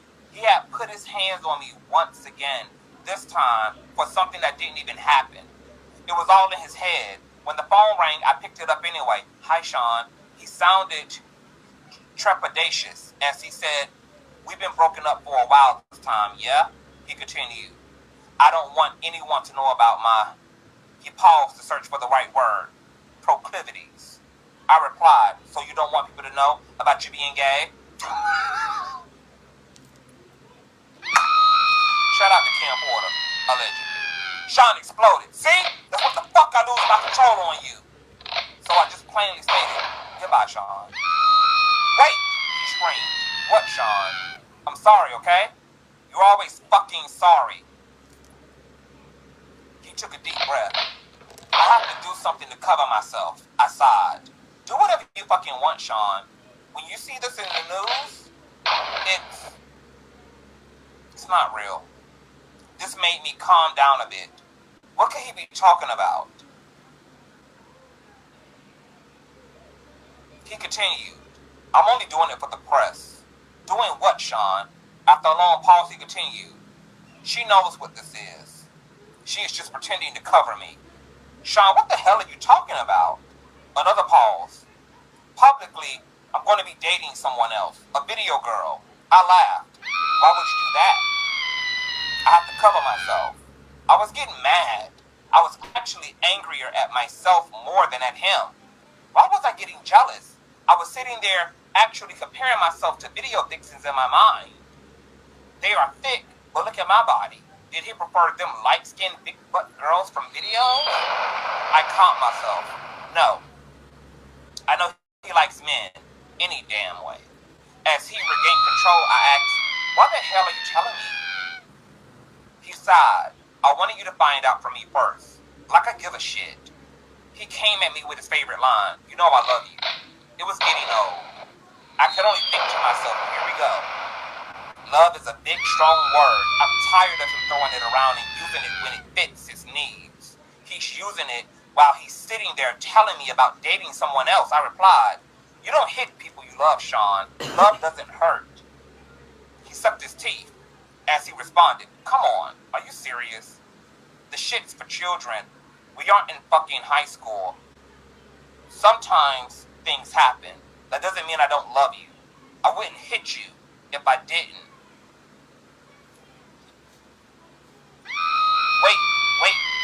sounded wrong. You said exactly what you meant. He took a breath. There was an awkward silence. The fact that I was still on the phone and waiting for him to speak meant he had the power. He was more cautious as he continued. He didn't want to lose that power. Kim, no one that I don't care about can bring that kind of emotion out of me. I wanted to say, is that how you talk to dudes after using butt plugs?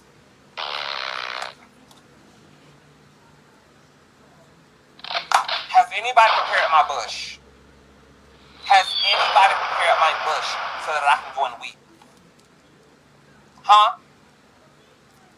Has anybody found and went and prepared my bush so that I can weep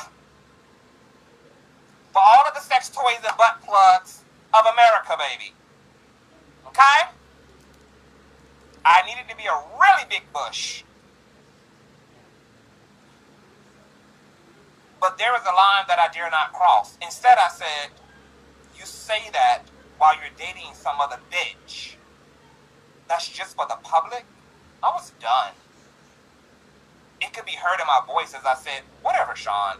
Do what you need to do. Leave me alone. I'm never giving up on us, he cried.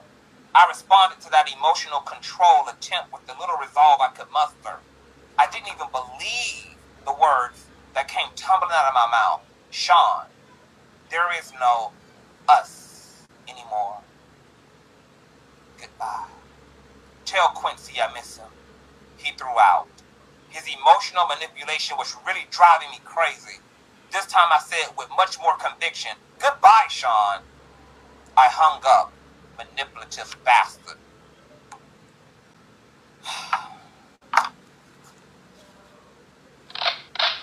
No, I'm spent.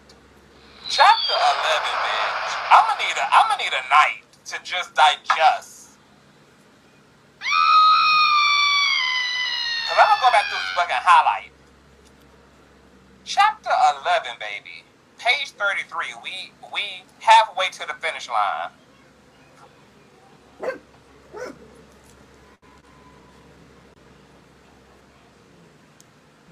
Girl.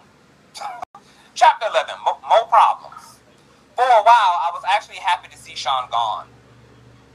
I was getting older and the sex parties were out of control. It was getting time for me to slow down. Quincy was getting older. I knew that if I kept going, the rumors circulating were going to eventually find a way to get back to him. What would he think of me? Chris is about to take his trip to California. I didn't know exactly what was going to happen out there, but I felt like Tiana Wallace was about to be an orphan. I knew I didn't want any ties to it.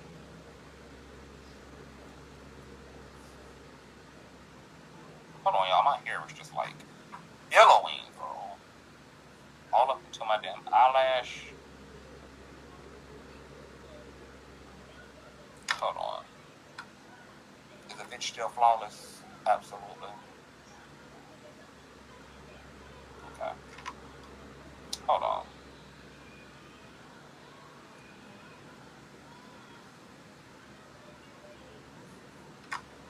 To stay away in the night. Girl, this must have been the type of shit that Miss Fisher was singing about in Ease My Damn Pain, bitch. As I was sitting there contemplating all of this in my robe, sipping my wine on this Friday evening, my doorbell rings. I was not expecting company. I opened the door and found Sean.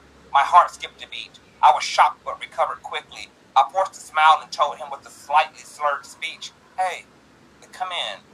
Shit, I am way more intoxicated than I thought. Shout out to my baby mother, Shelly Boo, for the nasty piece of child support check. Thank you, baby. I am way more intoxicated than I thought. Sean entered looking around suspiciously, then turned to me and smiled, saying, quote, "You haven't been returning my calls. I just wanted to make sure you're okay." I'm fine. He obviously was not here out of concern. He was checking to see who was here. Sean was controlling like that. Yes, even though we're not together and he was dating someone else, he started to make his way to the living room. I attempted to put a quick end to the visit, but it came out a little more directly than I intended. So since you can see, I'm fine. You can let me go to bed now. Part of me wanted him to stay. As he entered the living room, I was forced to follow. Sean was very direct with his next inquiry. Oh, shoot. Bestie Booze. Hold on. I don't know why my computer just died, but it did.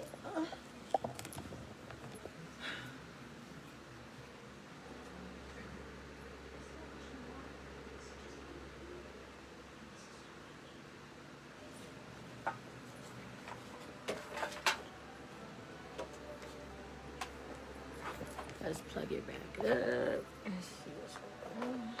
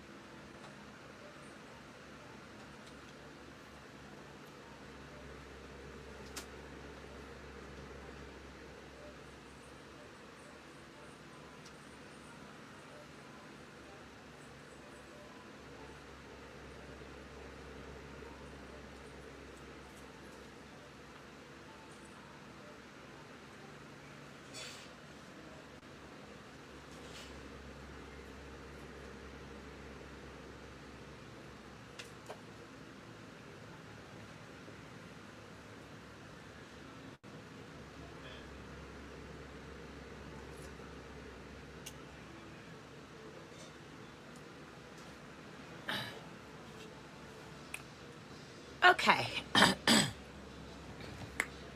Turns out my electrical outlet was not plugged in. How are y'all on the halfway mark through Kim's lost words about her moment in life with Sean Diddy Combs? So far, while we restore where we were, we are up to like chapter 11, and we have gone through Diddy butt plugging with Kim Porter when he first, like their first date. That was what they did. She butt plugged Diddy, and he bled and shitted all over himself. Kim didn't want anything to do with Diddy after that, and he continued to advance her, you know, and so sending her lavish gifts, things like that, even though she didn't like that. And he also hit her. She took him back. Well, my internet's coming back up on my Chromebook. Okay. I'm fine. He obviously Okay, was we're back not here out of concern. He was checking to see who was here. Sean was controlling like that.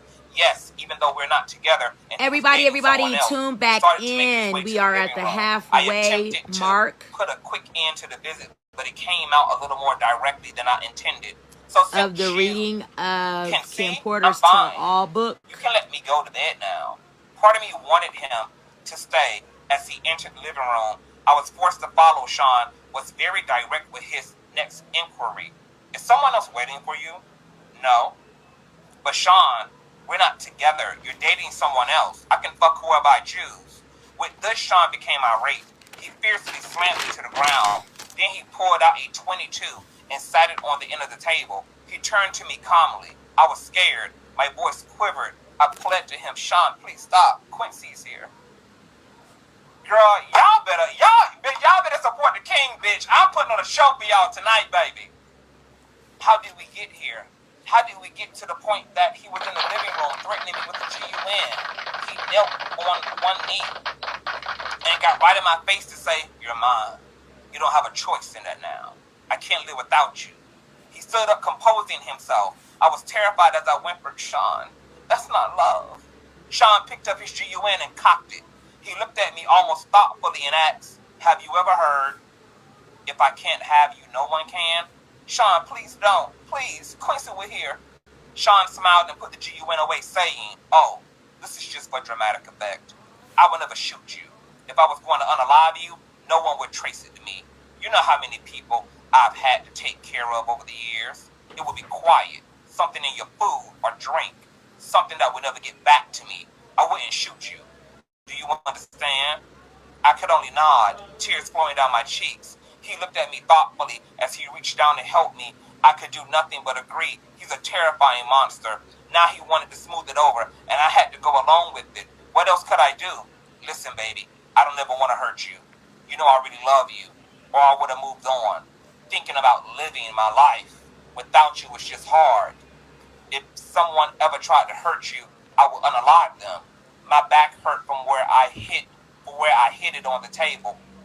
When he shoved me, all I could do as he helped me up was nod, that I understood through my streaming tears, which he wiped. He looked toward Quincy's room. Let me say goodnight. No, Sean, please.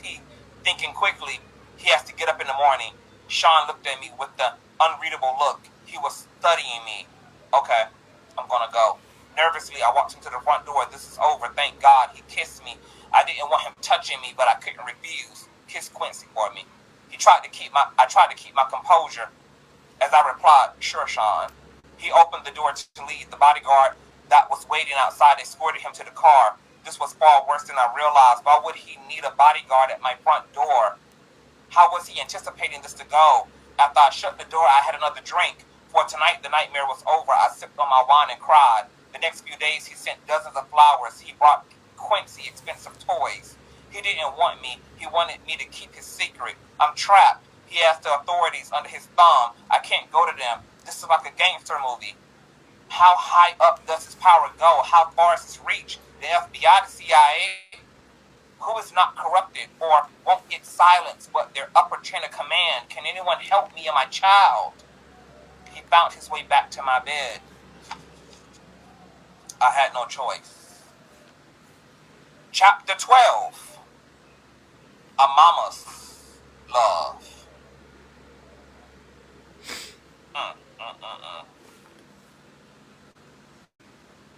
Wow. The calamity that ensued behind the death of Biggie shook the East Coast. It rocked me as well. Sean could have stopped it. He was complicit in it. He was a contributor. He knew it was going to happen and didn't stop it. This was his friend. No, they were not nearly as close as Sean would have the public belief, but still, as far as Sean was concerned, we were great. To the public, we were just having the off and on relationship of a normal couple, and I probably just seemed like a money-hungry hoe. But the truth is, I just got used to not having a choice. Today, I recognize it for what it is, Stockholm Syndrome. I was at his beck and call and had become comfortable with it. Quincy had everything he ever wanted, with the exception of course, of a normal parental figure. This is why this chapter is so powerful for me. A mother's love is so real. One night I was out with my boyfriend. Yes, we were on again, and we were joined for dinner by none other than Miss Wallace. Sean looked over as security allowed Miss Wallace to approach the table and sit. Miss Wallace spoke with a smile. Hello, Sean. Hi, Kim. I smiled the best I could. What a situation for all intents and purposes. I am doing something in here. I want both of y'all to get out of my feelings as I said, hi, Miss Wallace. Sean smiled also as he said, hello, Miss Wallace. What can I do for you? When I got your call, it sounded urgent. He was able to appear as if he was smiling warmly. This was the creepiest situation of my entire life. She looked at Sean with pleading eyes. I know this isn't your problem, but things have gotten kind of hard. I was hoping that you could send some of that money Chris made with you this way. Sean shook his head. That's not something I can just do. There are attorneys and accountants. Can I maybe help you out with a little something to get you past the hump? Sean reached into his pocket to dig for his wallet. I haven't even seen how much Chris left. It's going on 2 years. Just how long this is going to take? Sean sighed as he replied, these things are difficult, Miss Wallace. I don't know. The attorneys don't make it easy. Miss Wallace pushed further. I don't understand what's so difficult. He worked for you. He made his money. Where is it? Sean shook his head as if saddened by what he was saying as he continued. It's not like I can just give you his money. You're entitled to certain amounts, and they are just trying to figure out what that amount is. I don't mean to sound cruel, but it wouldn't be fair to me to just give you tons of money. You got rich off my son, and now you're keeping all of his money? Sean kept his cool as he replied, I'm afraid business isn't that cut and dry, Miss Wallace. I pay for publishing, publicity. I mean, in all actuality, if I'm going to be straightforward, Miss Wallace, Chris probably owed me money. I won't know until it's all worked out. The anger in Miss Wallace's voice barely overshadowed the pain, or perhaps it magnified it as she uttered the only word she could muster.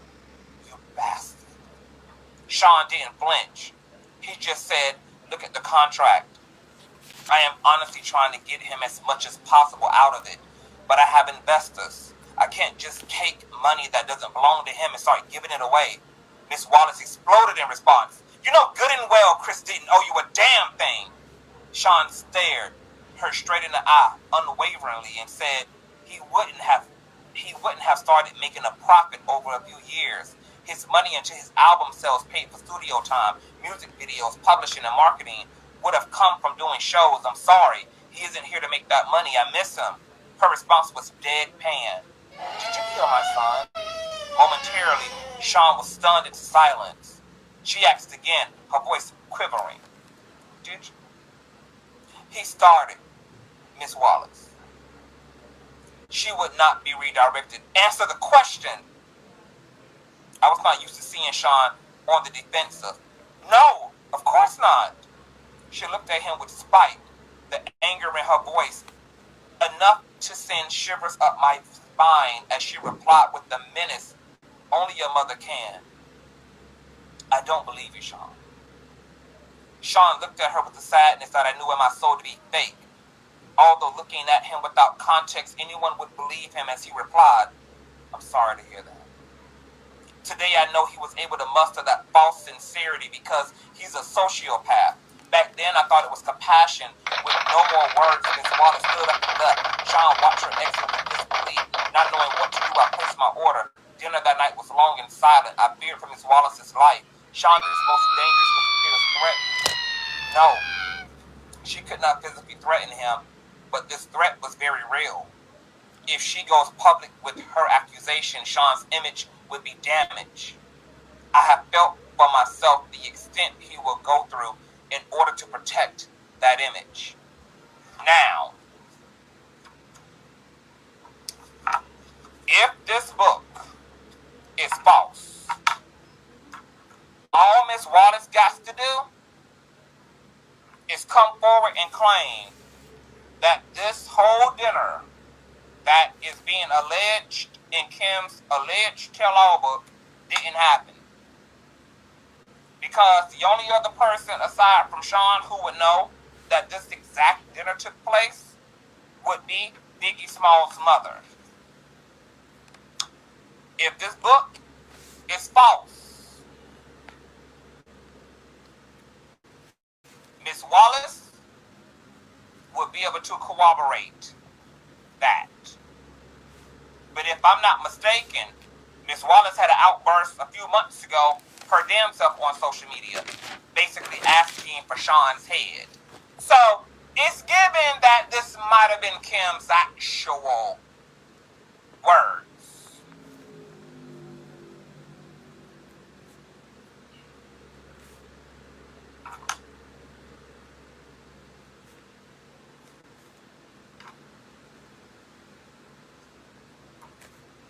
All right, chapter 13, have some faith. The fact of the matter is, Sean was a complete control freak. He was absolutely the worst. But all of the things he did for control, this might have been one of the most despicable ones. We were in the bad boy's office one evening, sitting in the lounge area, enjoying a meal. Sean was smoking one of those big cigars he liked when Faith entered and sat down with us. She seemed relaxed as she said, hey guys. I smiled. I never had any bad vibe from the marvelous Faith Evans. We never talked about the wild time the three of us shared at one of Sean's parties. I gave her a hug. Hey girl, what's up? Sean smiled and asked, hey, what brings you out? She addressed Sean saying, look, when you asked me to hook up with Chris, I understood. You needed to control him. I felt honored that you would choose me to monitor one of your most valuable assets. Chris is sweet. Sean laughed and said, honestly, I knew you would be good. Make the big man feel loved. I don't feel good about all this. Sean got that look into his eyes he gets before he blows his top. Faith saw it also. She treaded carefully. Sean, you know I'm as loyal as they come. Sean leaned forward, unintentionally threatening, and said in a low tone, yeah? But Sean, Chris and I had a child together. Sean leaned back. He let out a deep breath. I'm going to take care of you. You're not like Sean. You're loyal. Faith had a tear in her eye as she responded. He didn't have to die. This is getting very touchy. Did she know? Did she suspect? Was this her trying to find out if Sean intentionally unalived Biggie? I wanted to ask, but of course, there was no way of doing that. This is so crazy. Sean sighed and replied, he didn't. Don't get me wrong, I miss him. But he was leaving me anyway. No one cares about my pain. Classic narcissistic Sean. It's all about him. I was sickened for a moment, but his next sentence made me feel for him anyway. I wanted to share all of this with him. He was my man.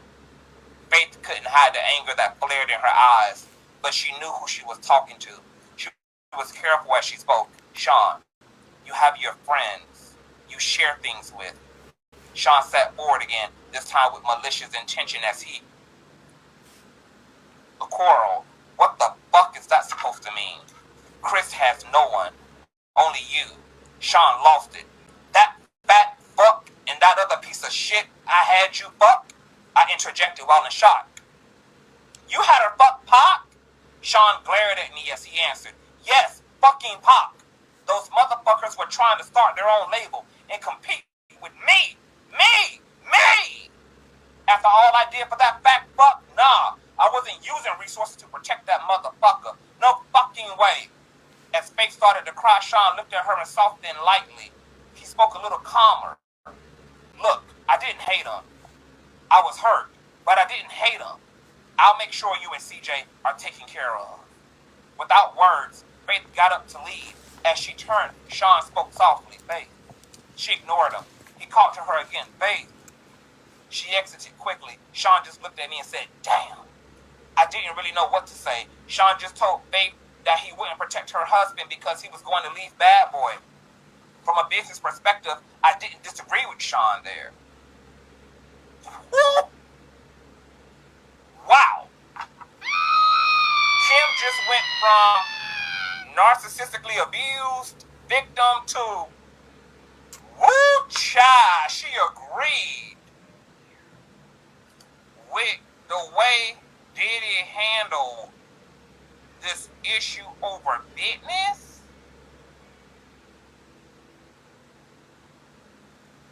But yet, early on in the book, was crying aloud about how scared and disgusted she was. If you're leaving and creating competition for him, why would he spend resources on you? So I hugged Sean, but I also knew he didn't have to send Chris to California. I wondered if he realized that he sentenced him to death. He hugged me, back with tears, his eyes as he asked, how the fuck am I the bad guy, huh? I fucking do nothing but bust my ass to make everyone live comfortably, and I'm supposed to just let niggas walk all over me. As I held him in a comforting embrace, I replied, no, baby. He took me right there on the couch. Like I said, Stockholm Syndrome.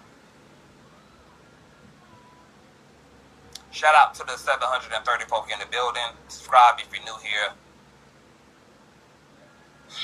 Thumbs up the video. Chapter 14, Outshine. Shine spelled S-H-Y-N-E.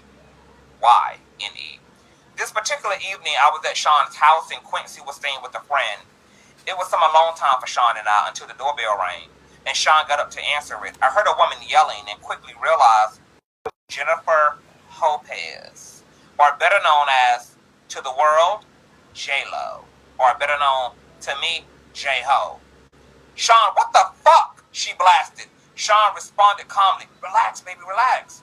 Why the hell did you have to start shooting? Isn't that what we have bodyguards for? Normally, when these kinds of situations arise, I remain quiet and just listen. I play my position, you could say. But I wasn't paying attention to the news for the last day or so, and even though it would be the only thing anyone would talk to me about for months, no one has spoken to me about it yet. So I entered the foyer asking, what's going on? Jennifer exploding. What's going on? What's going on? This nigga shot up a damn club. My jaw dropped, looking back and forth between the two. Sean spoke soothingly. Jen, you gotta calm down. Jennifer was having none of it. She continued, calm down, calm down. You shot a bunch of innocent people, Sean. Sean placed his hand on her forearm. It's a bonding technique. He was shrewd in handling her. He does this to me too.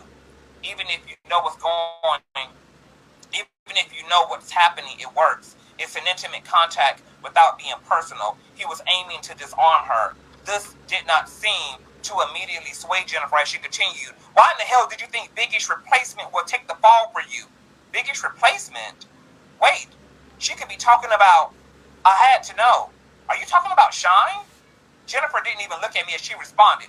Yes, fucking Shine. Sean continued with a calm and even voice. Relax. The situation is under control. Jennifer was not calming down. She went on. They contacted my attorney for my statement. And there's a lot of witnesses, Sean. There is no way you're going to get away with this. Sean's arrogance can be immeasurable at times. He laughed as he asked, you're doubting me? I couldn't believe it. I had to know. Sean, what could you offer him that would make him do a bid for you? Like, what the fuck? Jennifer also remarked. And what if his falters, and what if he falters halfway through his sentence and starts talking? Sean responded as calmly as ever. He won't do that. People in jail don't cross-connected people on the outside. Jennifer looked deflated. So you would kill him also? How much does she know? Look, I'm not going to threaten anyone. Sean is smart and loyal. He knows how it works. And when he gets out, he'll be well taken care of. Jennifer spoke defiantly. Sean, they want to question me. I'm not perjuring myself. I'm not going to jail over this. Sean seemed so in control. I admired him for it as at this point, but my spirit was broken. I felt bad for Jennifer. She catches one bad break after another, and this was really a bad break. Sean spoke with confidence. Relax. Come in and have a drink. Have your lawyers call mine. You'll never see the witness stand, I promise. Jennifer wasn't so sure. She asked him, how can you possibly know that? Sean smiled as he replied, between Shine's confession and the witnesses that gave their accounts, the cops won't need much else. The statement from your lawyer will be fine. Jennifer's next concern popped up. She explained, my attorney. Sean, he's good, but he won't do that. Beaming with confidence, the way only a man with his net worth can, Sean responded, sure he will. Jennifer shook her head defiantly as she responded, Sean, you don't know him. Sean's unbreakable confidence was ruling the day. Jennifer was giving in as he told her with a smile, I got this. Sean, are you sure? Sean gave a wink. My attorneys handle situations. Give him my number too. Jennifer seemed leery as she asked, you're not going to threaten my attorney? Sean laughed as he replied, no, of course not. Money talks, baby. He turned to me and said, take her inside and pour her a drink. I had questions of my own. But you were going to make Shine the label's go-to man? What are you going to do now? Sean looked disappointed as he responded. He had the voice, but his flow, he sighed. Well, artists with his talent are a dime a dozen. Looking at Jen, he continued. He's not a once-in-a-lifetime find like Jennifer Lopez. Now he's throwing on the charm. Despite the situation, she blushed slightly. Sean continued, let's grab that drink. Let me handle the attorney situation. Relax. Don't worry. We left the foyer and went to have a seat in the living room. He tried to make a threesome happen that night. It didn't work out. Not that day. And guess what, baby? After Sean and Diddy ass got the pow in that damn club, y'all ain't never seen Jennifer Lopez ass and a bandana and bantu knots and cornrows and saggy pants ever again, baby. When that bitch came out and got real with the Hispanic part of her motherfucking lineage, bitch. Okay? And this chapter alludes to the fact that there definitely was a threesome between Kim, Sean, and J-Lo, just not on that day.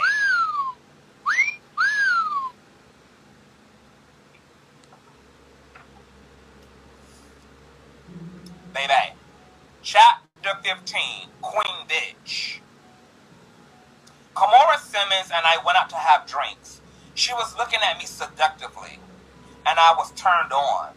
We were gonna go back to my place afterwards, but suddenly after a sip of my drink, I felt like I had to vomit. I excused myself and barely made it to the ladies' room. When I came back, Kimora asked, "Feeling okay?" "I'm fine.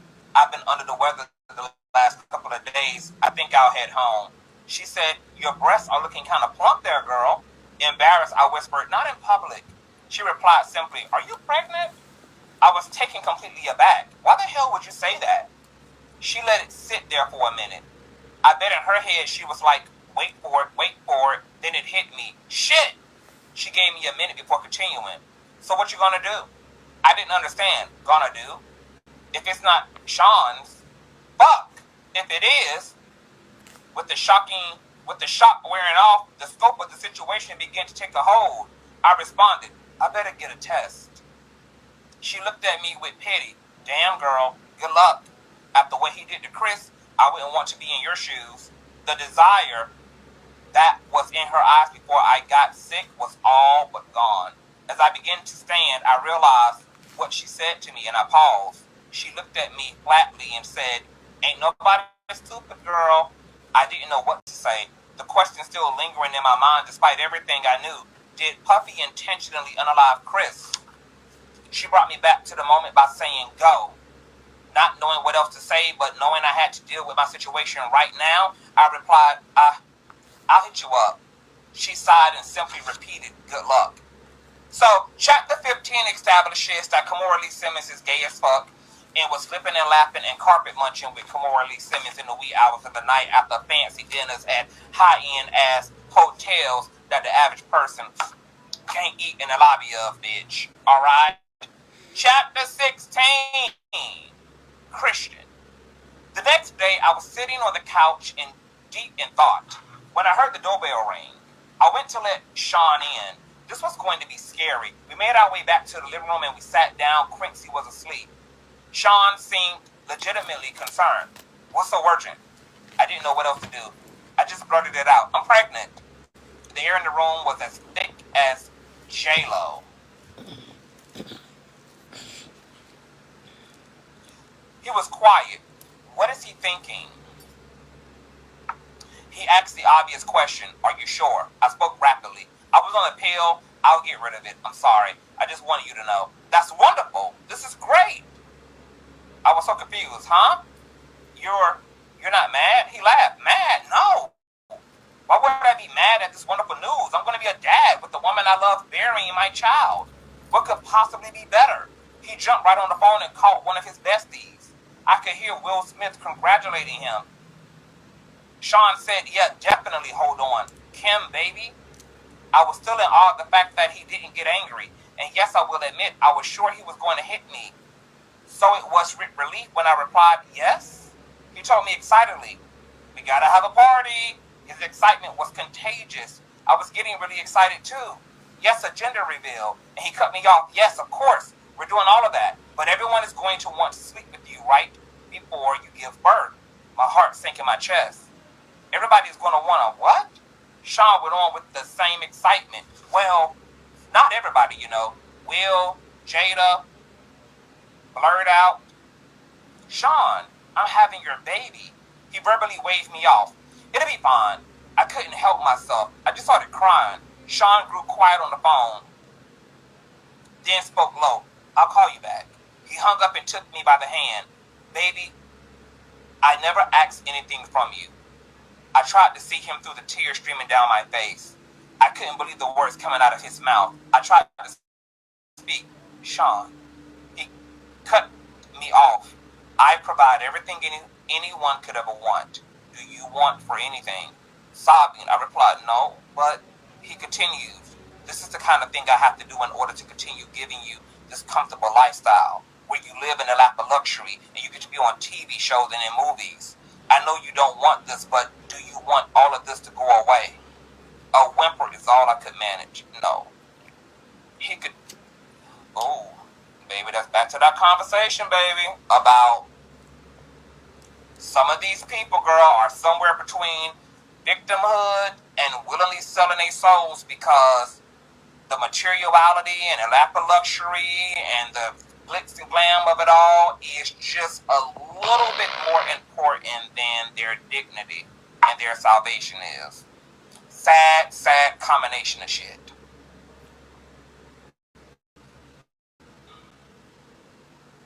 Where was I? He continued softly, then we gotta do this. I said, but Sean, I don't believe in all the spiritual crazy shit. We got here because you're brilliant, not because of the sex parties, he replied. Do you trust me? I did.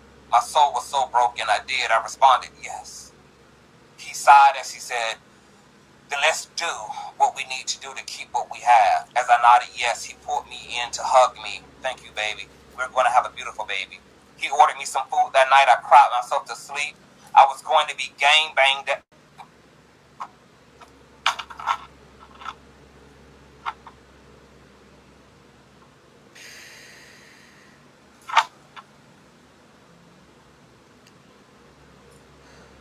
Did y'all find the bush? I was going to be gang banged at 9 months pregnant. Did y'all find the bush? I requested a bush about 20 minutes ago. I want my children out of this life. My child's going to have a good biblical name, a heavy Christian name. They are not going to take his soul. Did y'all find the bush? I need another drink of Hennessy and tea, This girl. woman said I need another hot toddy. that she was going to be gang banged at 9 months pregnant. Oh, there's the bush. Thank you for the multiple bushes, baby. Because I'm going to be crying all night long. I got my tissue. In those bushes for Kim. I got my tissue. Chapter 17. Broken Promises.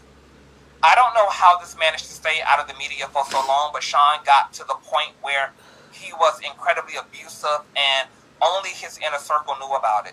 The artists were all too afraid of him to say anything. He had gained so much power. No one would say anything. Puff Daddy was a kingpin. This Monday afternoon, Quincy was in school and our son Christian was with his nanny. I still had to make a living. I still loved the camera and had to just cast for a new movie. Sean was coming over to celebrate with me. Just the two of us. I was in a bathroom when he came in. We were supposed to go for dinner, but he was in a foul mood. Sean yelled, "What the fuck?" I would have to walk on eggshells as I came out of the bathroom, but I found him holding flowers, so I smiled. "You brought me flowers?" Sean yelled, "No." "So who the fuck are they from?" I was bewildered and told him honestly, "I don't know. Probably just a fan." He threw the attached card at me. I picked it up to read it. He slapped me so hard I hit the ground. Sean yelled, "Who the fuck were you with the other night?" I looked down at the card that was laying on the ground next to me and it read, "The other night was amazing. We must do it again." Shit, I tried to explain. "Sean, he threw the flowers at me. That's not how this works. You have my child. You don't touch anyone unless I allow it." I yelled back, "It was just coffee with the producer. It was nothing." He glared at me and asked, "Who the fuck is this producer?" I was trying desperately to calm him down as I responded, "From the movie, baby, calm down." He picked up the coffee mug and slammed it against the wall. Coffee flew everywhere as he yelled, "Who the fuck is this nigga think he is?" "Sean, he's just some producer. We talked about the role and me maybe starring in another movie that he wants to produce. I swear that's it, Sean." Sean exploded even more. He wants to put the move on my fucking family at the top of his lungs. My fucking family. He flipped the table. Break. It was a heavy table, but Sean is stronger than he looks. I pleaded with him, Sean, please. He yelled at me, what? I tried my best to calm him down. He probably didn't know. He didn't come up. You're publicly dating someone else, so he screamed at me, and it somehow seemed even more intense. So you didn't think to tell him, back off. Sean, I didn't. And then out of nowhere, he hit me with the chair. I don't remember anything after that until I woke up in a hospital room. My arm was in a cast hanging from a sling. My face hurt. My eyebrow was in immense pain, as was my lip. As I came to, the first face I saw was of the man that put me there. Sean asked with concern in his voice, how are you feeling? I responded, stay away from me. I'm sorry, I don't know what came over me. I save it for the lawyer. Stay away from me. We were in a private hospital room and no one could hear me. I could scream like my life depended on it, but it wouldn't matter. If I did ring for assistance, I wouldn't get any. He kept going. I was just so jealous. You know how I am. He took hold of my left arm, the one that was not slung up in a cast. You have our beautiful son, our family. It's just, at that point I had enough. The one you slutted out right before giving birth? Are you fucking shitting me? Stay away from me. Don't come near me. You're my kids. He continued to plead. I'm sorry, baby. I promise. I'll never put my hands on you again. I swear. I heard this song one too many times. I spoke through gritted teeth. If you come near me or my kids again, I'll call the cops. A flash of anger returned. You would use my kid to threaten me? But then he caught himself. I understand you're angry. I glared at him as I cut him off. I'm serious, Sean. He spoke blandly, with no energy. And tell them what? That you had a car accident? They'll pity you. That hit your head? That you hit your head? He was going to make me look crazy. They were going to believe him. He was a kingpin. You a fucking bastard. Sean spent the next 6 months helping me heal and working his way back into my life and into my bed. I was so damn stupid, and of course, I wasn't cast for either movie. From what I understand, the producer died of pneumonia. Thank you for my bushes, everyone in the chat. Continue to supply me with my bushes, baby. Chapter 18. Let's take a 15.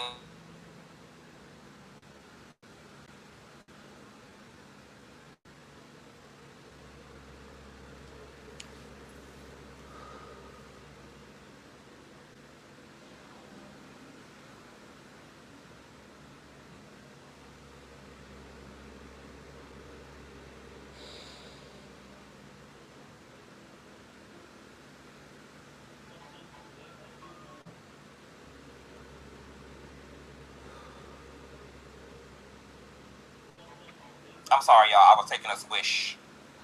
I said, I really want to do a panel after this, but I'm kind of so spent because I was on a panel for an hour and a half. Now I've been up here doing this damn intense read for almost over 2 hours.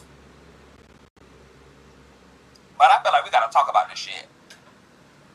And I don't know if I want to wait till tomorrow, girl. I kind of want to talk about this shit is freshly in everybody's mind. Chapter 18, Sweet Goodbye. Sean kept his word for the most part until he didn't. I ended up pregnant again. He wanted energy from that too. Wow, that terminology. He wanted energy from that too. That would be my last sex party. My body would never be ravaged by so many people again, especially while I'm pregnant. What if something happened to the twins? After that, I wanted out. But when I tried dating someone else, they would end up dead from pneumonia. I knew Sean was behind it. This was not a coincidence. He gets jealous of a guy and they die of pneumonia, I could be next. If I'm going to get out of this alive, I'm going to have to do something to make him stay away from me. I had a plan, but it's dangerous. Sean has a vault where he keeps videotapes of all of his conquests. I started sleeping with him again. After he falls asleep, he was starting to drink heavily. I would get into the vault and get a copy of the tapes, take them home, make copies, and swap them for the next set of tapes a few days later. It took weeks to get them all copied, and he never knew that I had them. This was my way out. Some of the tapes had things I would have never expected. The gay parties are one thing, but the young boys like Usher, Little Bow Wow, and Justin Bieber, I would have never known. My God, is he grooming Quincy? This has to end. The Bush. The Bush. I invited him over one day to confront him and put to an end to our on-again, off-again relationship. He entered my home unannounced for the last time. He would no longer have the key after today. I was in the kitchen. Kamor and I were sharing drinks. I was scared to face him alone. Sean entered smiling. What's up, Kimmy? Hey, Maura. I told Sean sit down. Because of my tone, he looked at me, stunned, and asked, what's going on? What is this? I responded with delight. You're taking my life back. We're done. He answered, hold on, wait a minute. I was so excited that I wasn't hearing any of it. I shouted at him, no more. This is fucking over. He looked confused as he asked, where's all this coming from? With disgust, I said, I got the footage, Sean. He looked even more confused as he inquired, what are you talking about? Kamora said with revulsion, Usher too? Sean said, wait, what the fuck is going on? Sean stood aggressively and Kamora responded, don't make me call the cops. Sean's anger was creeping as he replied, this is how it is? I simply nodded. If anything happens to either one of us, it gets released. He seethed as he quivered. After all I've done for you, I don't think I was ever so happy when I said those words to him. Get out! Pissed, he started to leave, looking back with pure hatred. As he walked down the stairs, he turned around in a fury and lunged at me. He knocked me down the top of the stairs. I was hurt. Kamora screamed, stop! As he began to crouch over me, I kicked him, hitting him in the kneecap, then his face. He went tumbling down the stairs. He was too hurt to get up. I called the cops. Kamora left before they arrived. When he left, it was in an ambulance. I felt empowered. I felt safe. The Sean Combs days has finally come to an end. So how in the hell Kamora Lee gonna be the one to tell his ass, I'll call the cops? And then when he start attacking and pouncing on Kim ass and she calls the cops, her motherfucking ass is the first bitch to leave the scene, girl, faster than this. What about your friends? Will they stand their ground? Or will they ass run faster than Sonic the Hedgehog, girl? The final chapter, the finale. Chapter 19, page 57. Can't believe we made it, you guys. Things were okay for a while. I started dating again. It was almost normal until I got serious with someone. Then my boyfriend died of pneumonia. I knew it was Sean again. That's when I decided to write this book. A few days ago, my home was burglarized. Only laptops were stolen. I know it was that bastard or his goons. Of course, I had a copy of the cloud that I was able to easily download here onto this new computer. As I continue to write now, I'll send this into the cloud as well. I will send out copies via email, and my Google Drive password will be attached so the missing chapters can be accessed. This book must get out. There are so many more chapters to add. This outline is a great start. I have to organize the rest of the chapters and add them in little by little. I planned on spending today working on exactly that, but I'm not feeling very well. Thank God the kids aren't here this weekend. I can rest. I called Kamora to cancel our tentative plans for a meetup. When I spoke to her, she said, girl, that doesn't sound like the flu. You want to go to the hospital? That didn't immediately alarm me. I just need some rest, I told her, and quickly got off the phone. But why can't I get my doctor? Why won't he pick up the phone? Oh no. I called Sean from my bedroom, where I'm lying in bed. All I could think about was the kids, my babies, who are with this monster, the man that I know, that I now suspect of having done this to me. Sean picked up with an air of superiority in his tone that let me know it was too late for me. He spoke confidently into the phone. Hello? I screamed at him, you bastard! I have your fucking children! What are you talking about? The kids are with me. He replied with a mocking innocence. There's literally nothing I can do. I could only ask, did you ever love me? Instead of answering the question, he responded, the most important thing to me in the world is loyalty. I couldn't believe it. I had to ask, even though I understood. What the fuck does that mean? With the same fiend innocence he mocked, Kim, is something wrong. He's going to continue this game to the bitter end. I asked one last time, how could you?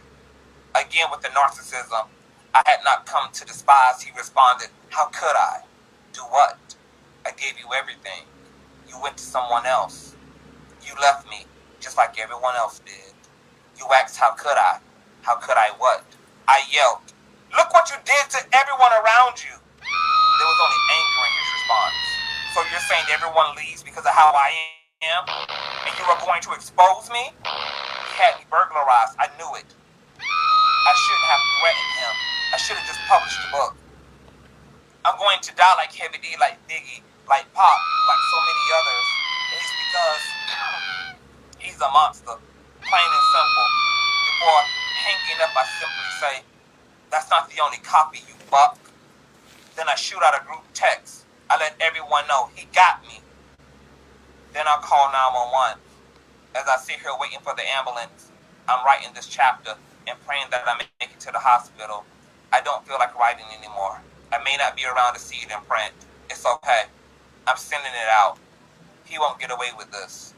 I will have my say, my final words. Sean Combs will get exposed, even if I lose my life doing it.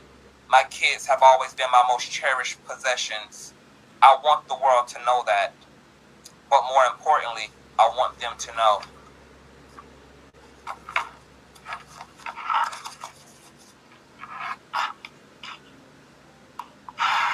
And that's the end, my friends.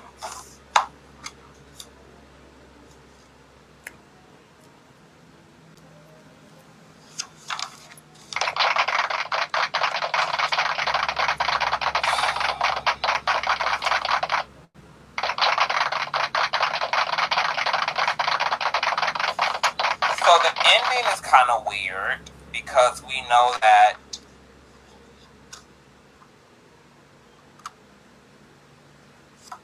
I'm going to have to go back in as it relates to Kim's ending because I know that she had some at-home visits. She wasn't really hospitalized toward the end. I think she was prescribed some medications. But the whole sitting there waiting for an ambulance, I'm gonna have to go back in. You know, I did a whole live stream when the autopsy and stuff report came out and the details around her death resurfaced.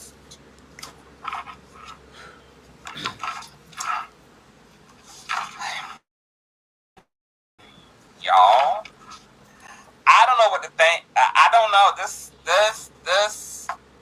I didn't know this much could be accomplished on just 60 pages, baby.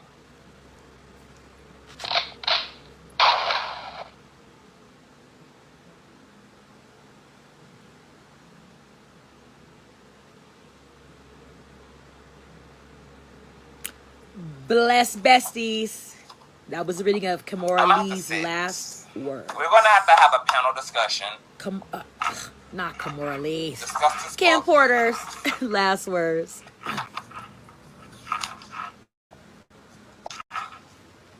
going to have to get myself back familiarized with the events around the last part of her life so I can add that up to the way this book kind of ended, which was like Kim sitting on her bed writing while she waited on the ambulance. But this was definitely jaw-dropping as an overview. We found out that Kimora Lee and Kim from the tell-all allegedly have engaged in lesbianisms. Will Smith, Sean Carter, and Sean Combs have allegedly engaged in same-sex acts. Snoop Dogg could be the individual who had to come stank on his back. There is allegedly video evidence of Little Bow Wow, an underage Little Bow Wow, an underage Usher, and an underage Justin Bieber that were on videotapes that Diddy hid behind a picture kept in a vault that Kim allegedly made copies of. We learned that Jay-Z and Diddy had their hands in orchestrating Biggie Smalls' death, allegedly.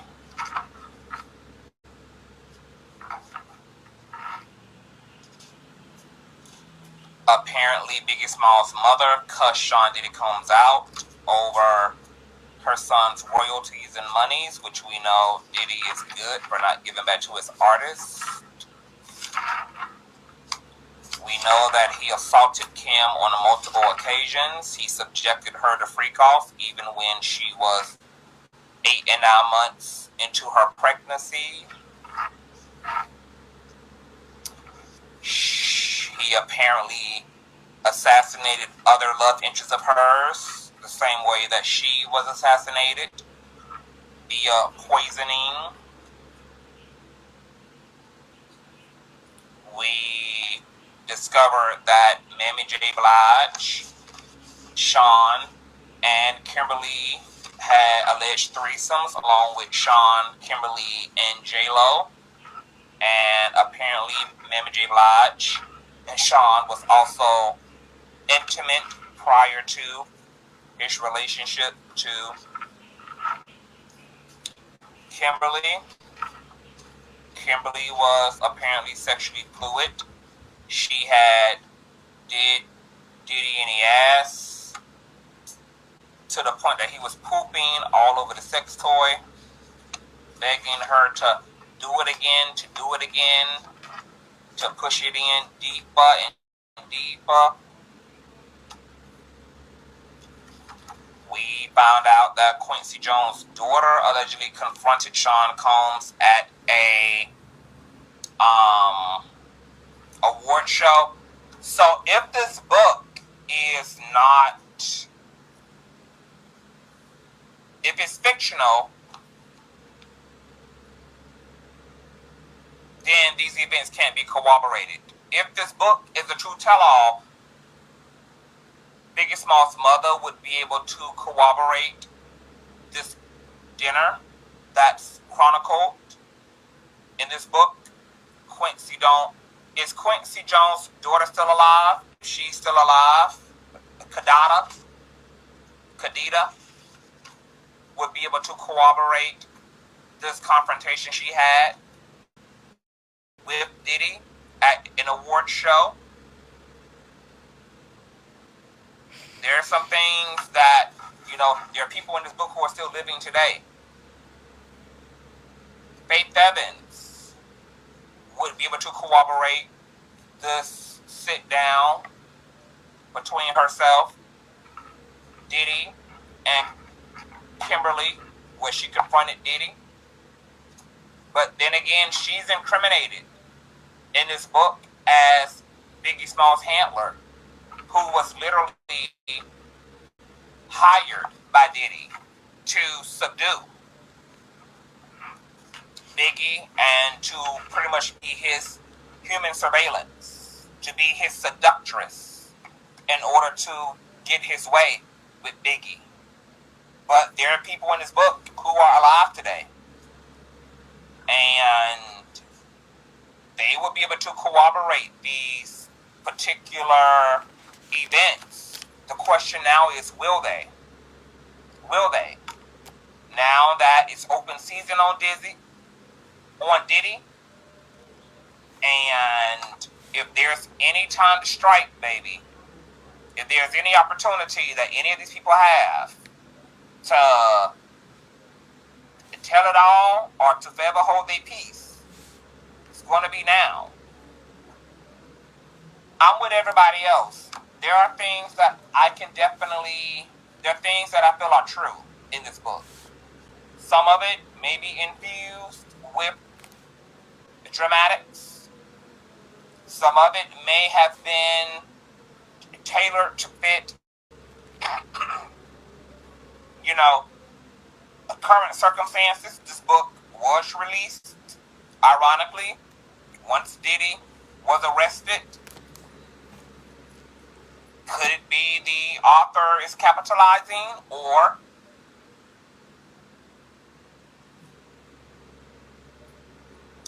could it, as he said, he felt safe, like apparently everybody else who's coming forward feels safe publishing this book without a lot of consequence because Diddy is behind bars. But I do not think this entire book is untrue. I think it's a mixture of truth and probably fan fiction.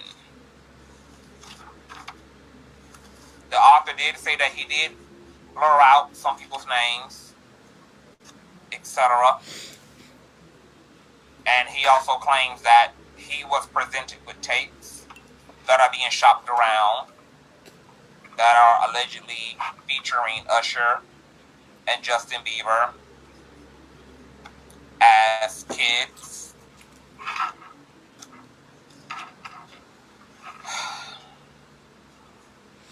Y'all, this is a mess. This is a fucking mess. We found out that Quincy and Diddy apparently got intimate at some point without Kimberly, and then there was an attempt at a threesome, and she was so shook up by how bad Quincy ass and not Quincy, Albie Shore. There was a alleged intimacy between Albie Shore and Diddy, and then there was prior to her knowledge, and then there was an attempt at a threesome between them, girl, and she got so shook up at how much Albie Shore and Diddy was swallowing each other up, girl, that she hauled ass, and they ain't even so much as run after her because they were so far deep in each other's pussies at that damn point.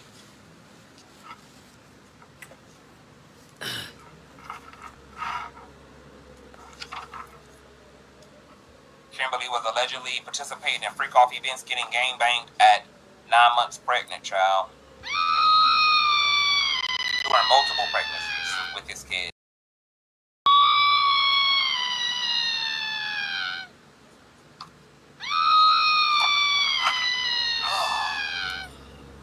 No, there was no mention of STIs, STDs, child.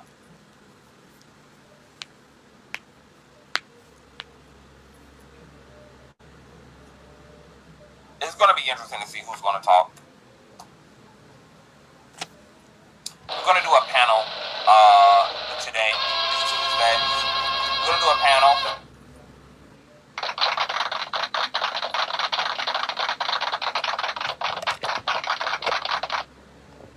Okay. That was a live reading done by Conscious TV. Excuse me. Conscious TV. He read Kim's last words for the blessed besties. We are so very grateful and thankful. Go over to his page on YouTube and check him out. His name is Conscious TV. Okay. Boom. That's Conscious TV. He read us a great narrative depiction of the Kim's Last Words book, tell-all book that just came out. It has been a wonderful couple of last 2.5 hours. I will be back to give my overview, tea talk about the book that we just listened to, narrated by Conscious Television. We love you, blessed besties. Y'all stay cute out. We stay cute in, okay? Like, share, follow. Tanisha Talks These Teas. I have given you a live rendition narrated by Conscious TV of Kim's Last Words, okay? Kim Porter's last words has been put into a 60-page book, tell-all book, that's explosively riveting of all the tea that we have all been thinking, hearing, word on the curb, bees to the birds, all of that shit. Well, now it's being told to us in black and white in 60 pages in a tell-all book that can be purchased on Amazon. Okay? Bye. Go read the book. Or at least listen to Tanisha Talk to Tease. I got a live rendition of it.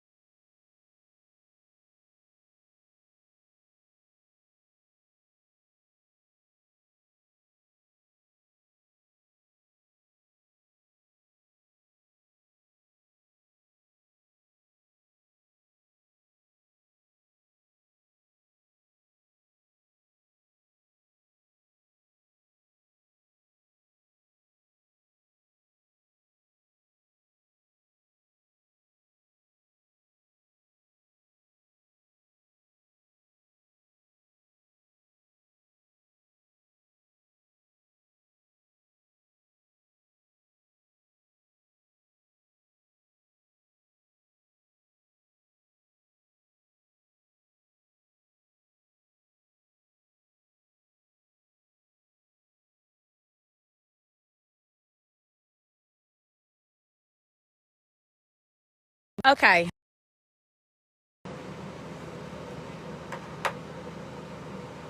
We are live. Hi, blessed besties. Tanisha Talks to Tease. I am back after a long 2.5 hour live or so, listening to the live reading of the Kim Porter's Lost Words book by Conscious TV. I hope you guys that went over there checked him out. You know, he's a wonderful commentator, content creator. So let's go ahead and give our overview of Kim's last words, right? So it was 19 chapters, right? It was 19 chapters of 60 pages, not a memoir, of a tell-all of sorts, right? So it started off with Kim Porter and how, she met Diddy. She was involved with, I'll Be Sure, they were courting around, right? I believe she may have had already had Quincy, by I'll Be Sure. They were courting around. However, I'll Be Sure. I keep wanting to say Quincy Jones, but no, I'll Be Sure. Hi, Destiny. I'll Be Sure was just coming into his moment of said found glory, or however have you, where he, in a sense,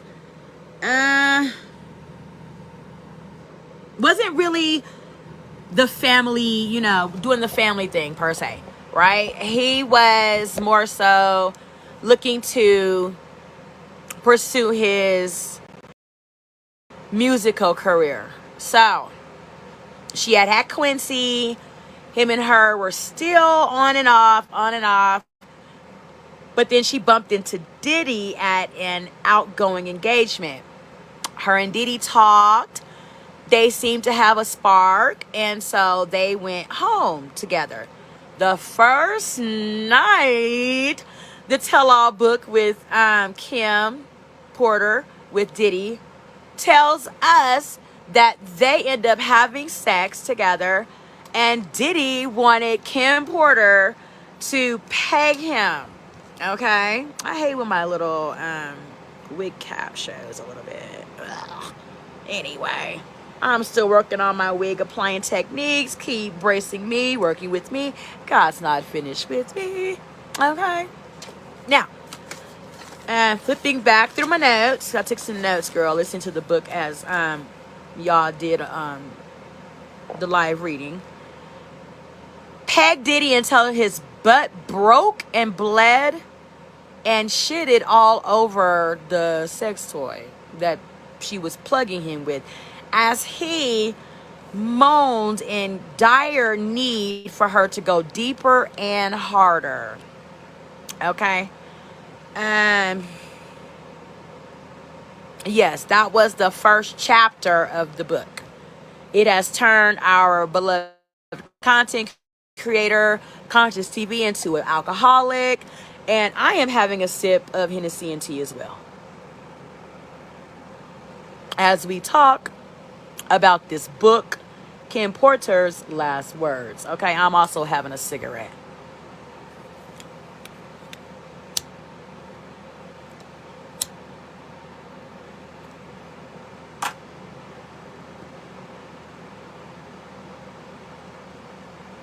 Now, I know we've been talking about my blood pressure here on Nisha Talks Teas. I have cut myself down to smoking maybe 5-6 cigarettes a day. I'm going to get back down to 3 or 4. If I can stop, that would be magically wonderful. However, I'm definitely limiting my cigarette intake. Okay, so, girl, some more overview of the book Kim Porter's Last Words. He ended up hitting her because she was not wanting to do the butt pluggings. She didn't want to fuck Diddy in the ass. Diddy didn't like that. He felt like he was already a man of who he was, stature, grace, money, CEO of Bad Boy Records, and he felt like whatever I want, I get, and he wanted her to butt plug him. So he slaps her, and she, tells him and herself, I'm done with Diddy. I don't want to be, fucking around with likes of Diddy no more. Fuck Diddy. Diddy, didn't take that as if, okay, she's thinking about not fucking with me. Yeah, right, I'm Diddy, right? So he showers her with lavish gifts and things like that. She eventually goes back to Diddy, even though he slapped her and she didn't like to butt plug him while they were intimate. She speaks about morals, more so also in the book about Diddy being into like voodoo and spells and things like that. I'm thinking this is because Diddy wanted to keep that, bravado. He wanted to keep that level of, intense high riding on the gravy train biscuit wheels that he was riding on at Bad Boy. Okay? So he was, Kim, you know, states in the tell-all book, her words were he was putting spells on people. Okay. She also said that, you know, he slept with a lot of people in the industry that we will, you know, we don't even know, but he slept with tons of dozens of people in the industry that would keep him at the top of Bad Boy Records, the top of the music record, you know, industry, all of that shit, like Clive Davis, people like, you know, Quincy Jones, and others that, you know, control the music industry. She said, you know, people that we wouldn't even think to know. So it also goes on to say that they slept with many, many, many hundreds of people throughout their relationship. I mean, it's like, God damn, when did they fucking find time to make music? Like, all I got out of the tell-all was all they do is free frolic around and freak offs. It's like, when in the fuck did y'all ever even find time to make music? You know, they did, and however, you know, some great artists came out of it. Biggie, Mary J. Blige, Total, I don't know if it was SWV, Usher, you know, came out of Diddy. So it's like, but all of the fucking they were doing, free fucking they were doing, when did they ever find time to make music? It's like, wow, they did a lot of fucking, right? God dang. So, yeah. One day, Kim Porter walks into the home with her and Diddy, as they shared, and she sees I'll Be Sure there, her baby daddy of Quincy. Him and Diddy are together, having drinks. They end up, you know, frolicking off to another place in the home, letting Kim know, like, we're cool with it. Like, we've already been down. Let's get down, all three of us. And she's like, I don't really want to do that. Like, that would just be weird for me. My baby daddy and my boyfriend, like, I don't want to do that. So they go off into a room together. When Kim enters the room, she sees them sucking and fucking each other. They don't even break a sweat. They don't stop, nothing, right? They look at her and they're like, come on, Kim. She's like, no. And she runs away. They don't like, hey, Kim, what's up? Like, get down with us. No, they kept going. Okay, kept going. Ooh. Kim also goes on to speak more about, in further chapters, them all having, Sean sleeping with all the guys at the top of the music industry to stay on top of the music industry. That's just what that did.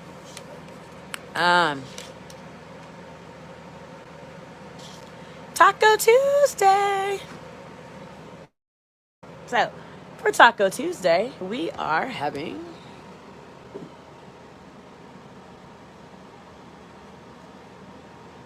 tacos topped with cilantros. Okay, so back to Kim Porter's tell-all book, Kim's last words. Kim had an intimate relationship with Tupac, right? Where they often had sexual encounters together. She really, really enjoyed Tupac. She really, really liked fucking Tupac. And while she was dating Diddy, Diddy, you know, was alerted to this and wanted to bring Kim and Pac into a threesome with him. And Pac was like, no, I don't swing that way. I don't fuck around like that.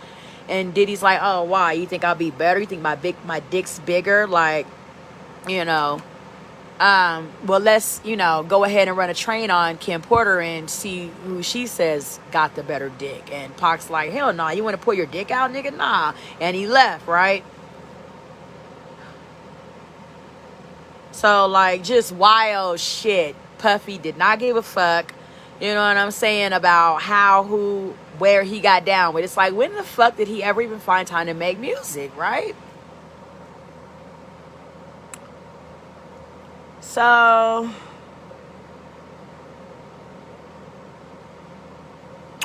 Kim walks in on another chapter Puff Daddy and Jimmy Henchman having a conversation in his office.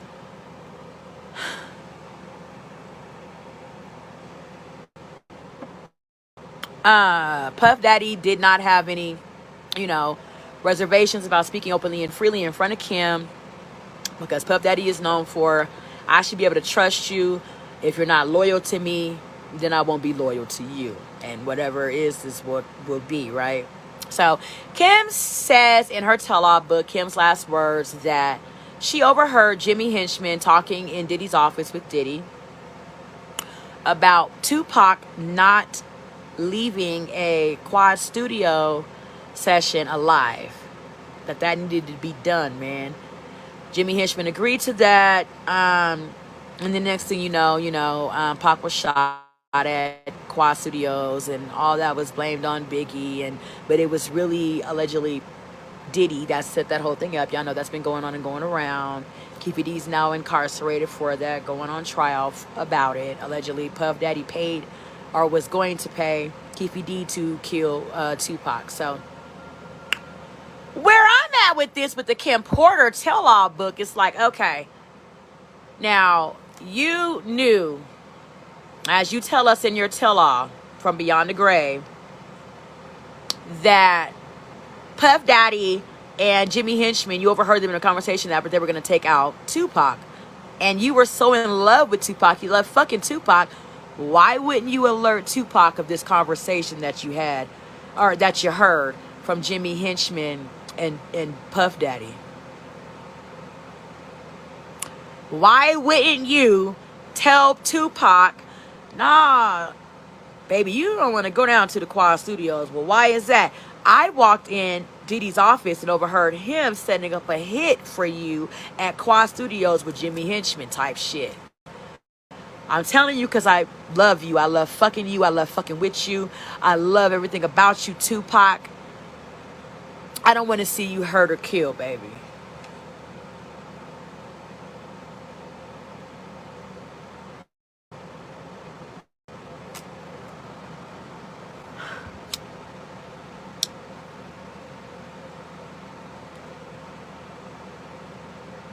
It's like, why wouldn't you, knowing what you told us, that you're fucking with Tupac, you're in an intimate sexual rendezvous with Pac, y'all having sexcapades, all of that shit,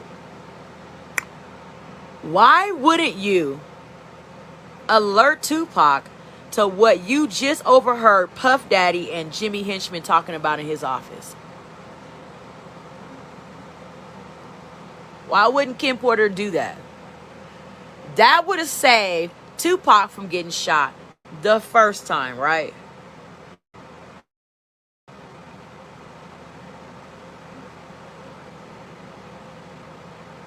Is it me?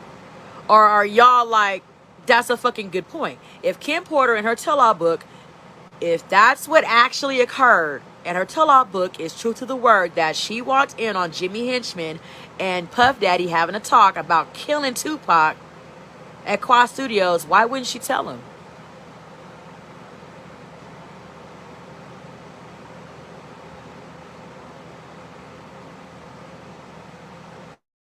You know what I'm saying? Puff Daddy can take it as like, okay, hell, Pac just didn't show up that night, whatever. We couldn't get him on that night, man, whatever. But at least he wouldn't have got that night, right? Tupac ended up getting shot 7 or 8 times. He lost a testicle. Like, by the graces of God, he survived that shooting.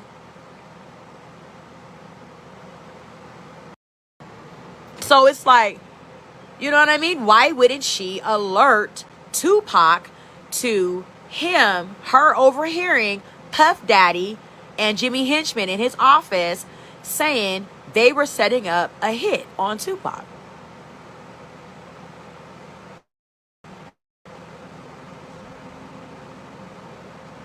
You care for Tupac so much.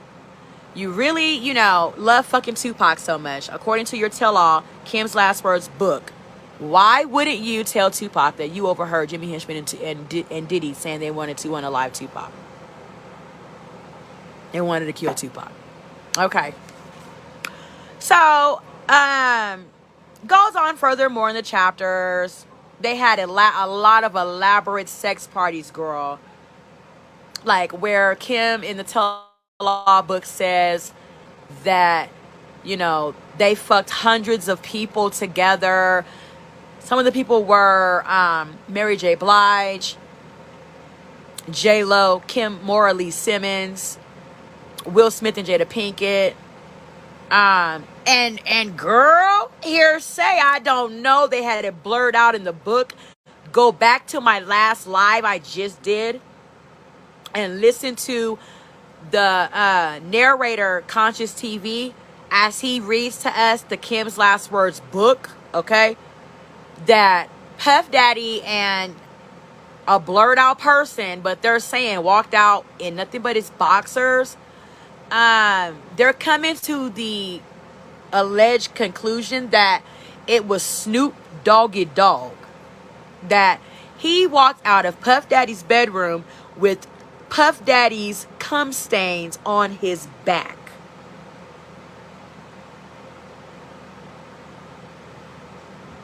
Like Snoop Doggy Dogg from Long Beach.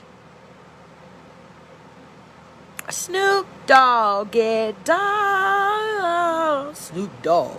He came walking out of Puff Daddy's bedroom in his boxers with nut stains on his back. Like, I know y'all fucking lying. I know you're fucking lying. I'm gonna need some more backup to back up that motherfucking narrator. Or not narrator. That motherfucking part of the book of it being Snoop Dogg from the Dog Pound. What? That's what they saying, girl. That it could possibly be. That it was either Will Smith or Snoop Dogg, girl. They saying they think it might have been Snoop Dogg. Okay, so going on further on in the chapters of the book, Diddy pulled a gun out at Kim Porter one time because she was like, Kim Porter was very like spunky. She was funky. Like she had a mouth on her when dealing with Diddy Bop. And so like, you know what I'm saying? She would be like, okay, Diddy, whatever, gay ass nigga. What, you don't want motherfuckers to know you're gay? Well, you don't want motherfuckers to know that you're fucking niggas in the ass and niggas fuck you in the ass, nigga. Like, for real, nigga. Like, okay, motherfucker, so what, motherfucker? Fuck you, nigga. That's how Kim Porter was with Diddy. So one day, Diddy and her are having a conversation and he pulls a 22 gun out, pointed it at Kim Porter. She starts pleading like, that's love? Like, how is the fuck is that love? How are you going to pull a gun out on me and then turn around the same breath and say you love me? And then he's like, yeah, there's no love without loyalty. You know, you either love me, you either are loyal to me and love me all the way and protect my secrets, protect what I got going on. You stand behind what I stand in front of every second of your breathing life, or I can stop your life from breathing type shit. Put a gun out on a girl, 22 gun. He goes on to say, you know, oh, I wouldn't shoot you, though. Puts the gun away. I wouldn't shoot you. I would, you know, unalive you, kill you by possibly poison or an undetectable source, as he's done to others.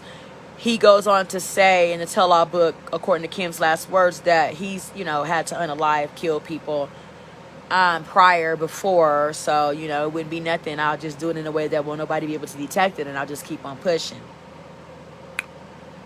So Kim was very scared to leave, feeling like she had no way out.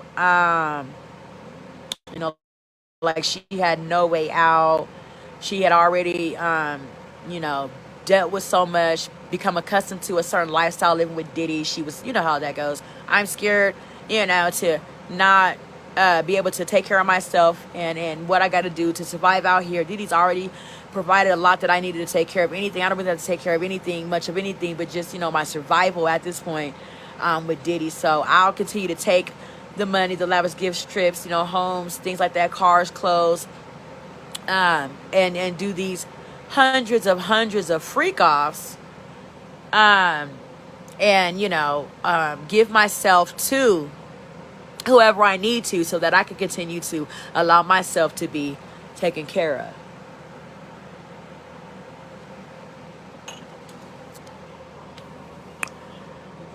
So it goes on in the book to talk about them wanting to, kill Pac. Pac was killed.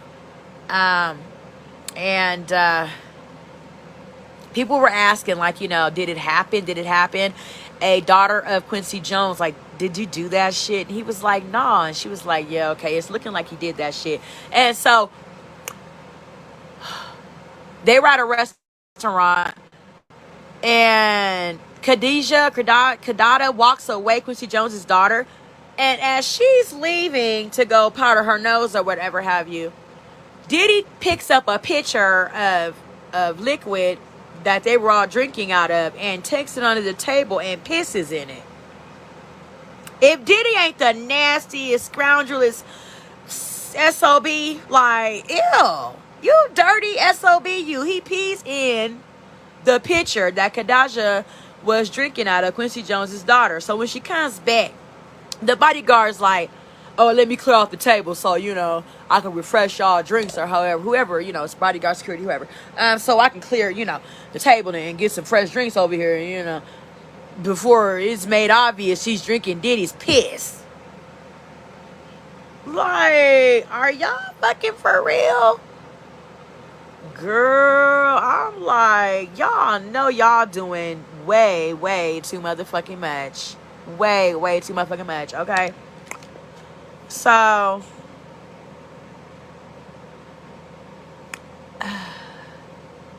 we're gonna jump a few chapters to Diddy killing, having something alleged to do with killing Biggie Smalls. So Puff Daddy, Biggie Smalls gets killed in Los Angeles, going out there for an award event, and gets murdered. We know the story 1,000 times. So our condolences to Biggie's family.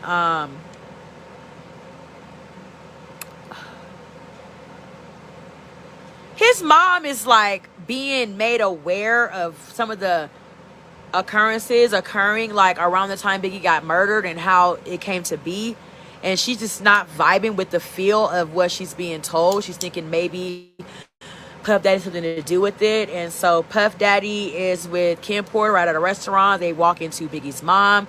Biggie's mom is like, this is what's being brought to me. I feel like it may have some truth to it. I'm asking you, what the fuck is up with it? He's like, no, I would never. I'm grieving too. And she's like, well, what about the money my son must have had? He was a big rap star. Even in his short reign on earth, he really walked, and made a lot of money out here. Where is some of it, so I can continue to carry on his legacy as children? And Puff did exactly what managers do that swindle, scam, steal. Oh, it's wrapped up in publishing. It's wrapped up in, traveling. It's wrapped up in concerts. It's wrapped up in me making him a goddamn celebrity, a goddamn rap icon. Like, it's wrapped up in all of that. And she's like, my son didn't owe you nothing, motherfucker. Like, where is the money at for real? And he's like, I'm going to get my lawyer to look into it. You know what I'm saying? He was schooled really well by some of the top scheming, scamming ass motherfuckers, Clyde Davis and all of that. He was schooled pretty well in how to motherfucking fake fool and fraud a motherfucker. So, yeah, girl. So, yeah, it's just like, oh my God, girl. I want to look more into, because I know Biggie Smalls' mom was online not too long ago talking about it. Let's see if I can find it now here. And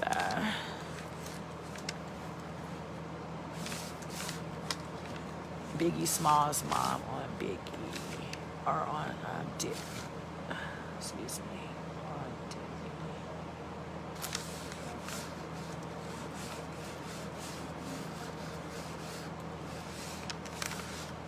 Biggie mother speaks on Diddy.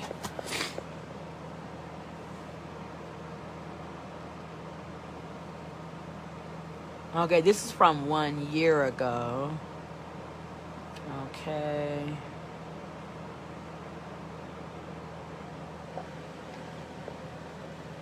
Let's take a listen.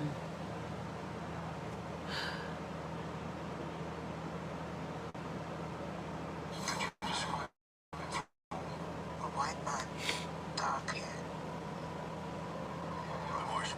Puff pull out first, you pull out behind him, you go past the light.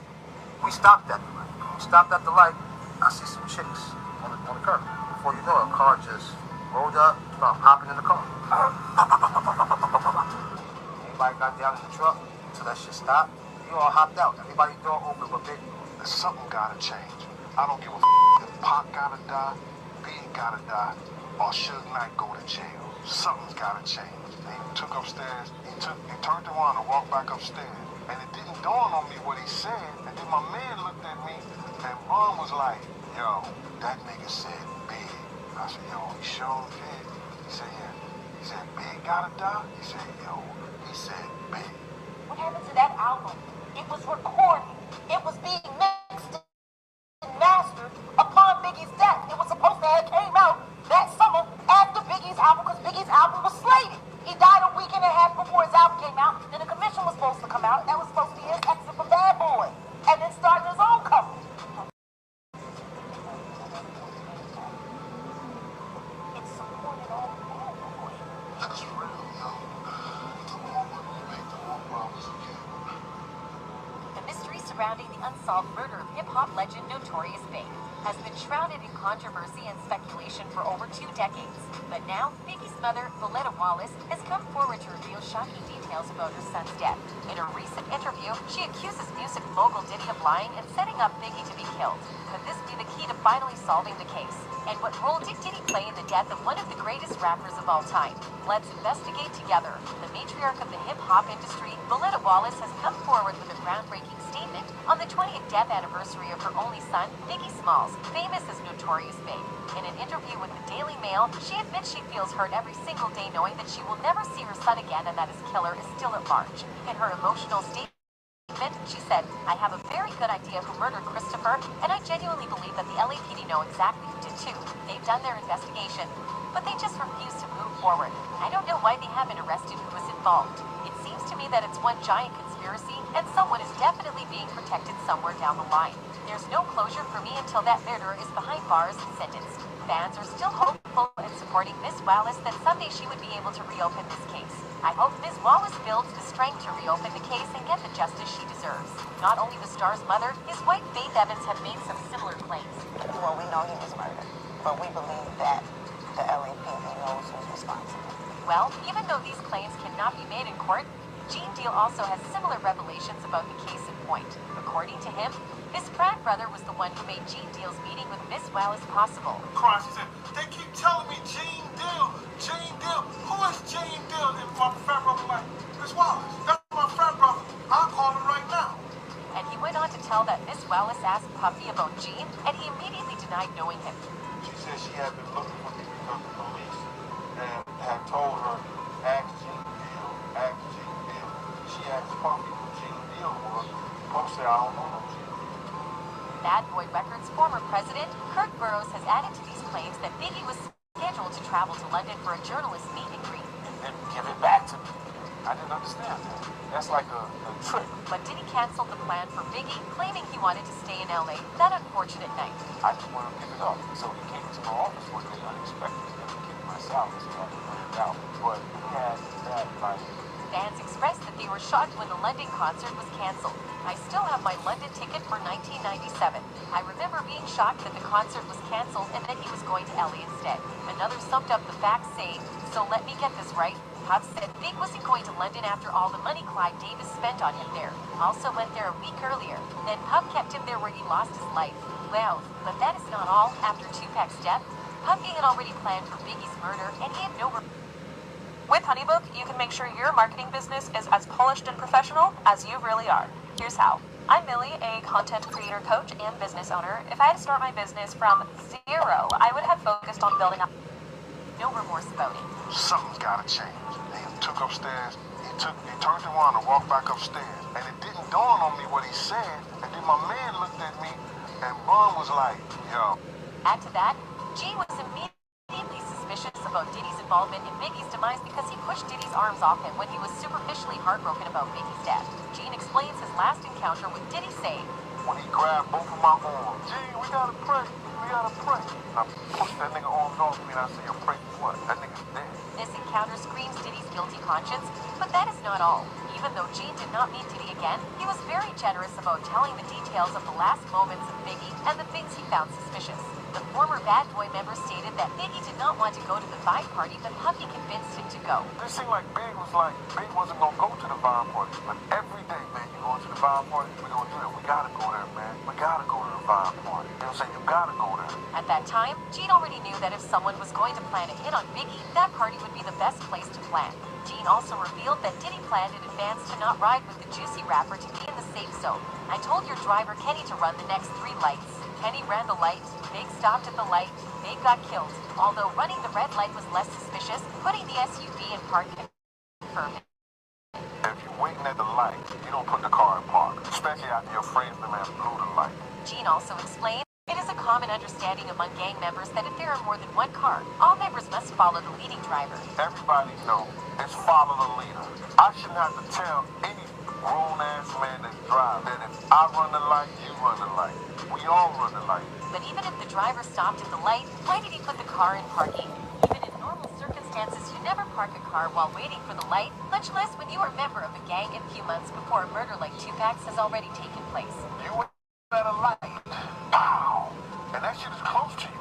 Do you put your foot on the gas or you throw it in park? Not just the gang members, Diddy also has influence on the investigation carried by LAPD as well. According to Gene, LAPD was crooked in their working. They showed me a picture of the Muslim guy. His face was laid out in front of my morning.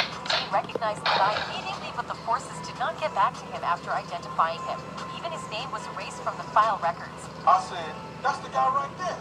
Walked up to the car. They said he was going to straighten out the face of the picture, come back out to New York. I never heard from him again.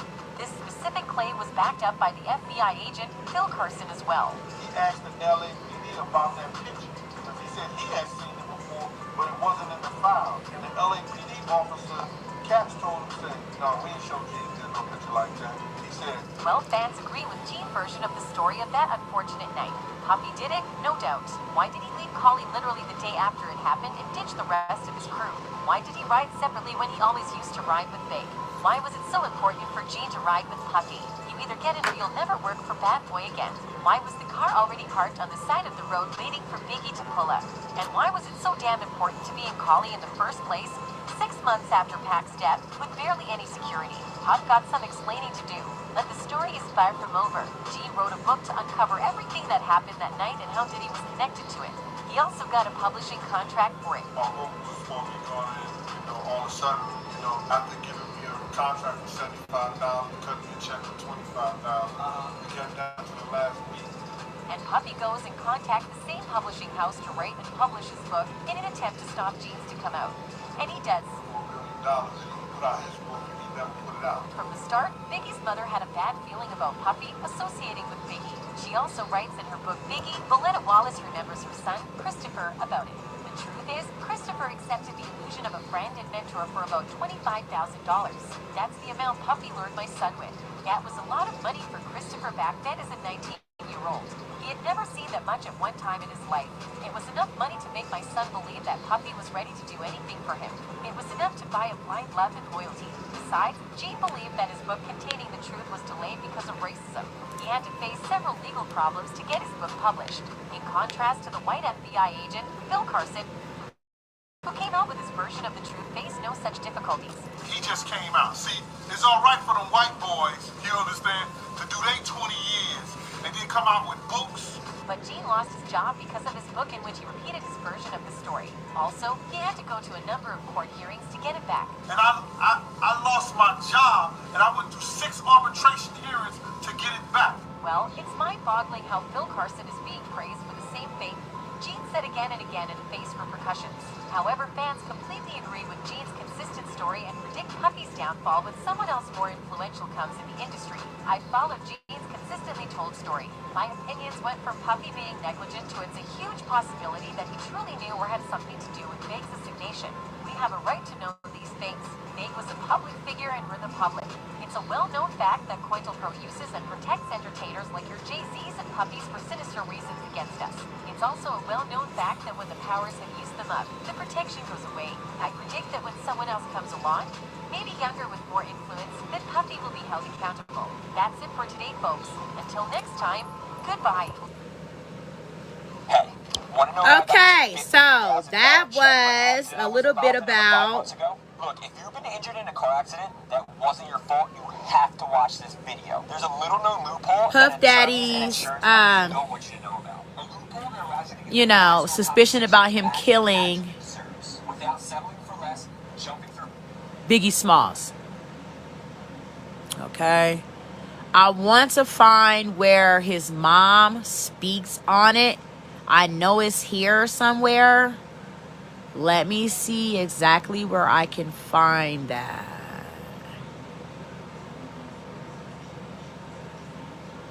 Okay. Biggie's mom's shocking statement. Biggie's mom made a crazy statement. He was not only a musician, an artist. Christopher was a son, was a grandson, was a nephew. He was a good friend. And people need to see that part of him that nobody else knows. Eventually, she continues to mention that his death was planned by the people around him. With Pac's killer in prison, a lot of old cases. So just soon enough, we might have a map for what really happened between Becky Tupac and P. Diddy. Biggie's mom made a crazy statement. Okay. So that was a short insert of something Biggie's mom spoke on. Let's see what this one says. Biggie's mom exposes Diddy for sacrificing Biggie. Diddy has been accused of being responsible for the passing of Biggie many times in the past, but never has he actually been accused by Biggie's very own mother. During a recent interview, Biggie's mom revealed that she thinks P. Diddy is the man behind Biggie's passing. And honestly, after hearing what she has to say, I'm starting to believe it. There's many reasons people actually believe that Diddy set Biggie up. And I must say, Biggie's mom has a few great points. It's said that Diddy worked with some upper-level people to get this done. And that's the reason he's yet to be arrested for Biggie's passing. It's interesting to hear what Biggie's mom thinks about her son's passing, and I never thought she'd actually put the blame on Diddy. Biggie's mom exposes Diddy for sacrificing Biggie. Diddy has been accused of being Okay, responsible for the let's keep going. I know that it's something where she says it herself and not just, you know, somebody speaking about it. It was like maybe a few months ago she spoke on it. Let's see.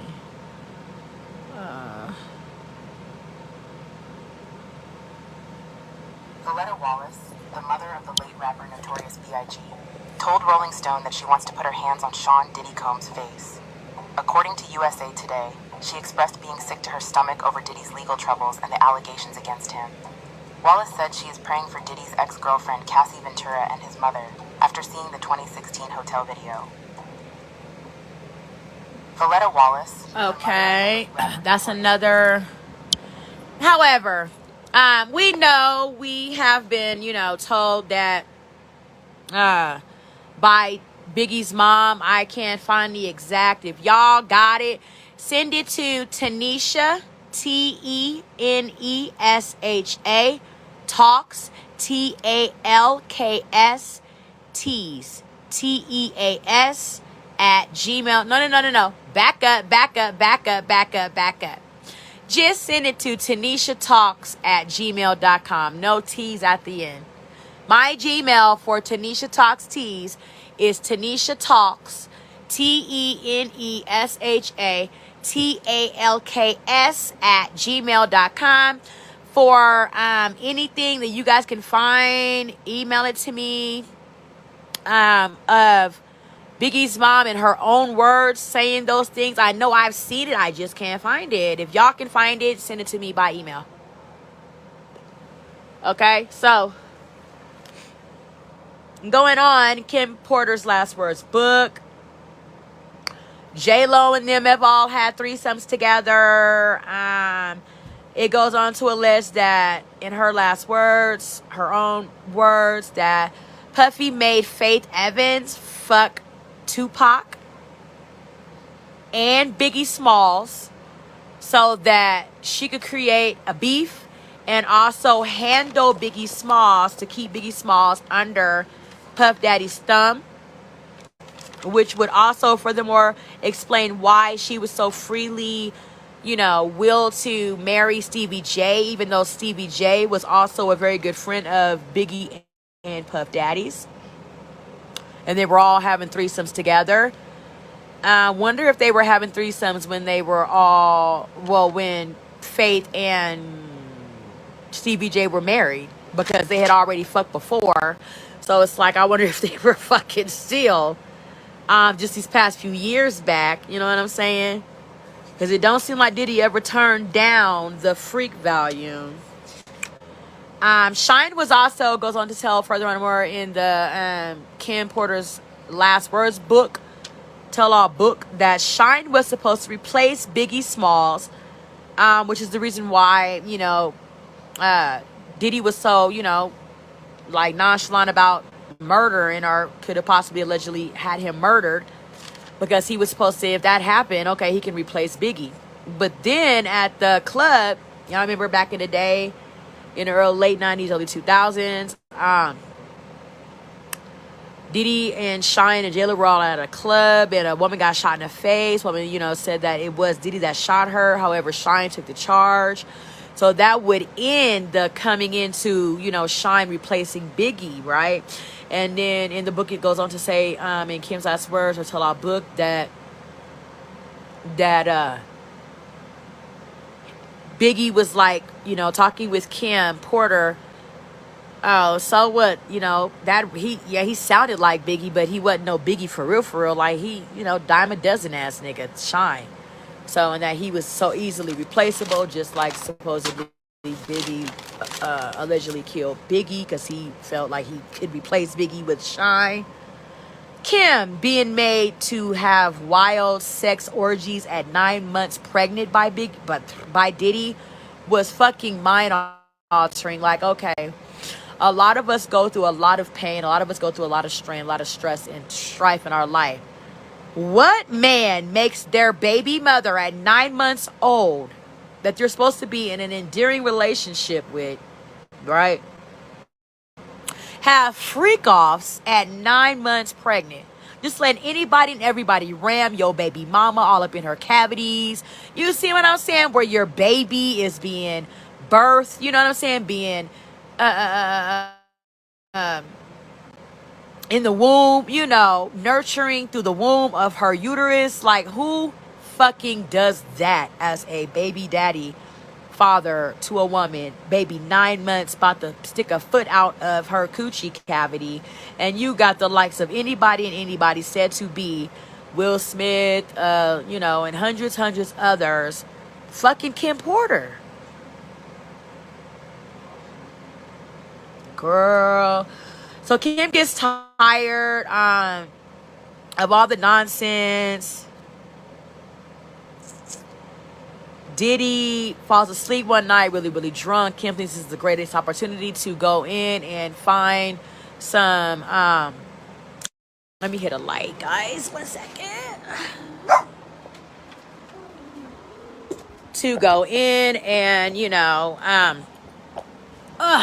get some evidence on Diddy. So as he's passed out drunk, she goes into his vault where he keeps all of his stored freak off tapes, and she takes them and she dubs them onto a flash drive, USB. And as she watches them, she sees underage children: Usher, Justin Bieber, and Little Bow Wow on these freak off tapes when they are under the age of 18, meaning not able to consent to have sex with an adult on these freak off tapes. Y'all gotta go back and listen to my last live, y'all. We listened to it, okay? The whole book. Kim Porter's last words on my last live. The very last live before this one, okay? So, Diddy gets into a fight with Kim Porter. And she gets the best of Diddy in the book, where she kind of beats him up a little bit, kicks his kneecap out of place. He stumbles, falls, tumbles down flights of stairs. Kimora Lee Simmons was there. She's like, I'm going to call the police, Diddy. And then the police end up getting called. But before the police come, Kimora Lee Simmons, who's supposed to be Kim Porter's bestie, right? She runs and leaves Kim Porter, you know what I'm saying, in the mayhem.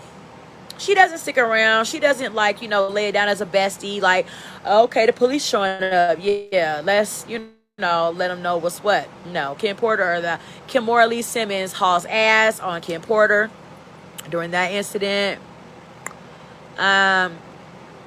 So the book ends basically with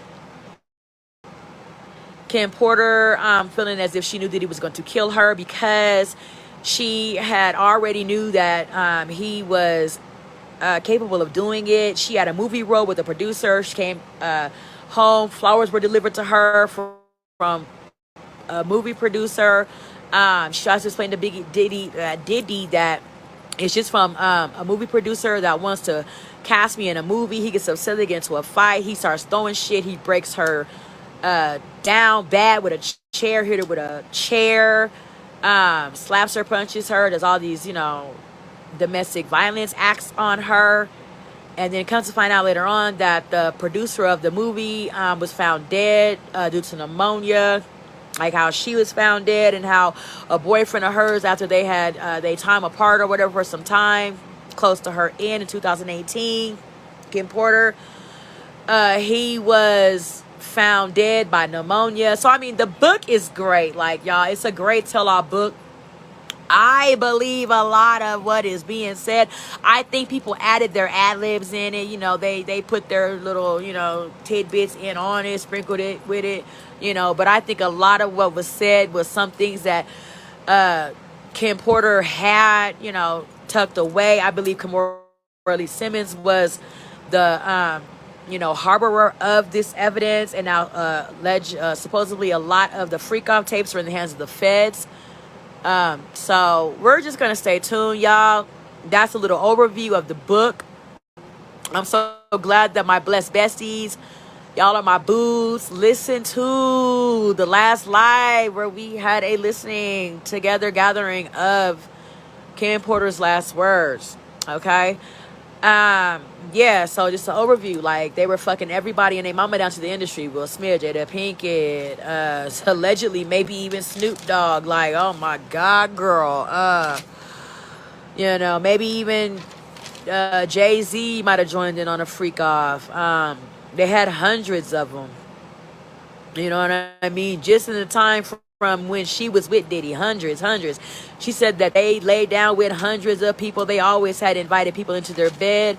I'm like, when do they ever have time to make music? Not for nothing. A lot of that was going on. Alleged, you know, Little Bow Wow, Justin Bieber, and fucking Usher were on these sex tapes when they were underage, under the legal age to consent to being in bed with a grown person. Just lots and lots of shit being told. J-Lo and Kim Porter and fucking Puffy all threesomed and did things together. Oh my God, I'm just at this point, I'm believing that they fucked everybody that he signed to Bad Boy. Faith Evans, Mary J. Was allegedly in a freak off with Diddy and fucking Kim Porter. You know, Kim Porter says that she was so attracted to Mary J. Blige. She was so attractive. She had no problem. It was just natural. It flowed organically, and they all fucked Mary J. Blige, Porter, and Kim Porter, and Biggie, Diddy, girl. So, yeah, it's a lot. It's a lot, y'all. I'm going to keep on with my tea listening. Y'all keep on staying tuned to my tea talking. It's a lot. The Kim's Last Words book is a lot. We listen to the whole entire 19 chapters, 60 pages on my last live. Y'all go check that out. I will be joining y'all back, as news continues to unfold. Supposedly Diddy's on, suicide watch or whatever. He's refusing to eat. He's believing that people are looking to poison him through the foods. He's refusing to eat type shit. His kids are, oh my God, we don't know what to do. Diddy's, our dad's locked up. What do we do with ourselves? All this, that, and the third. So they're playing, it all the way out to the hilt of what's what. I personally don't really give no damn, because if it was my child or me or my beloved mother, sister, brother, cousin, daddy, uncle, friend, I would want to see justice be carried out in the best way that it could be for my loved one. And that's just that. So I don't really care how Diddy feels. If Diddy, felt anything other than what he put his kids through, his kids wouldn't be going through what all they are going through, by needing him around and needing him to help continue to secure and hold down their legacy. He dropped that ball, not us. So yeah, just continue, let's keep up with the tea talkers. We're blessed besties, and this has been Tanisha talking them teas. Bye.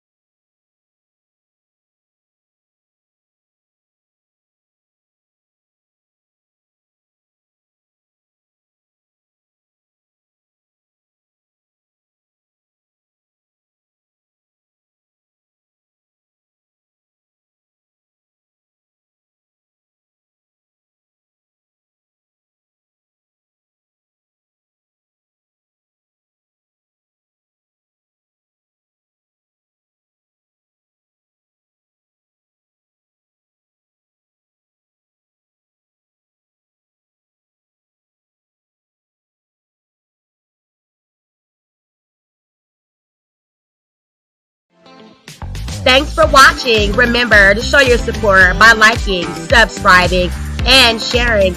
It's a blessing. Keep your teacups filled and ready for my next upload. Until then, stay inspired and remember, always stay sifted.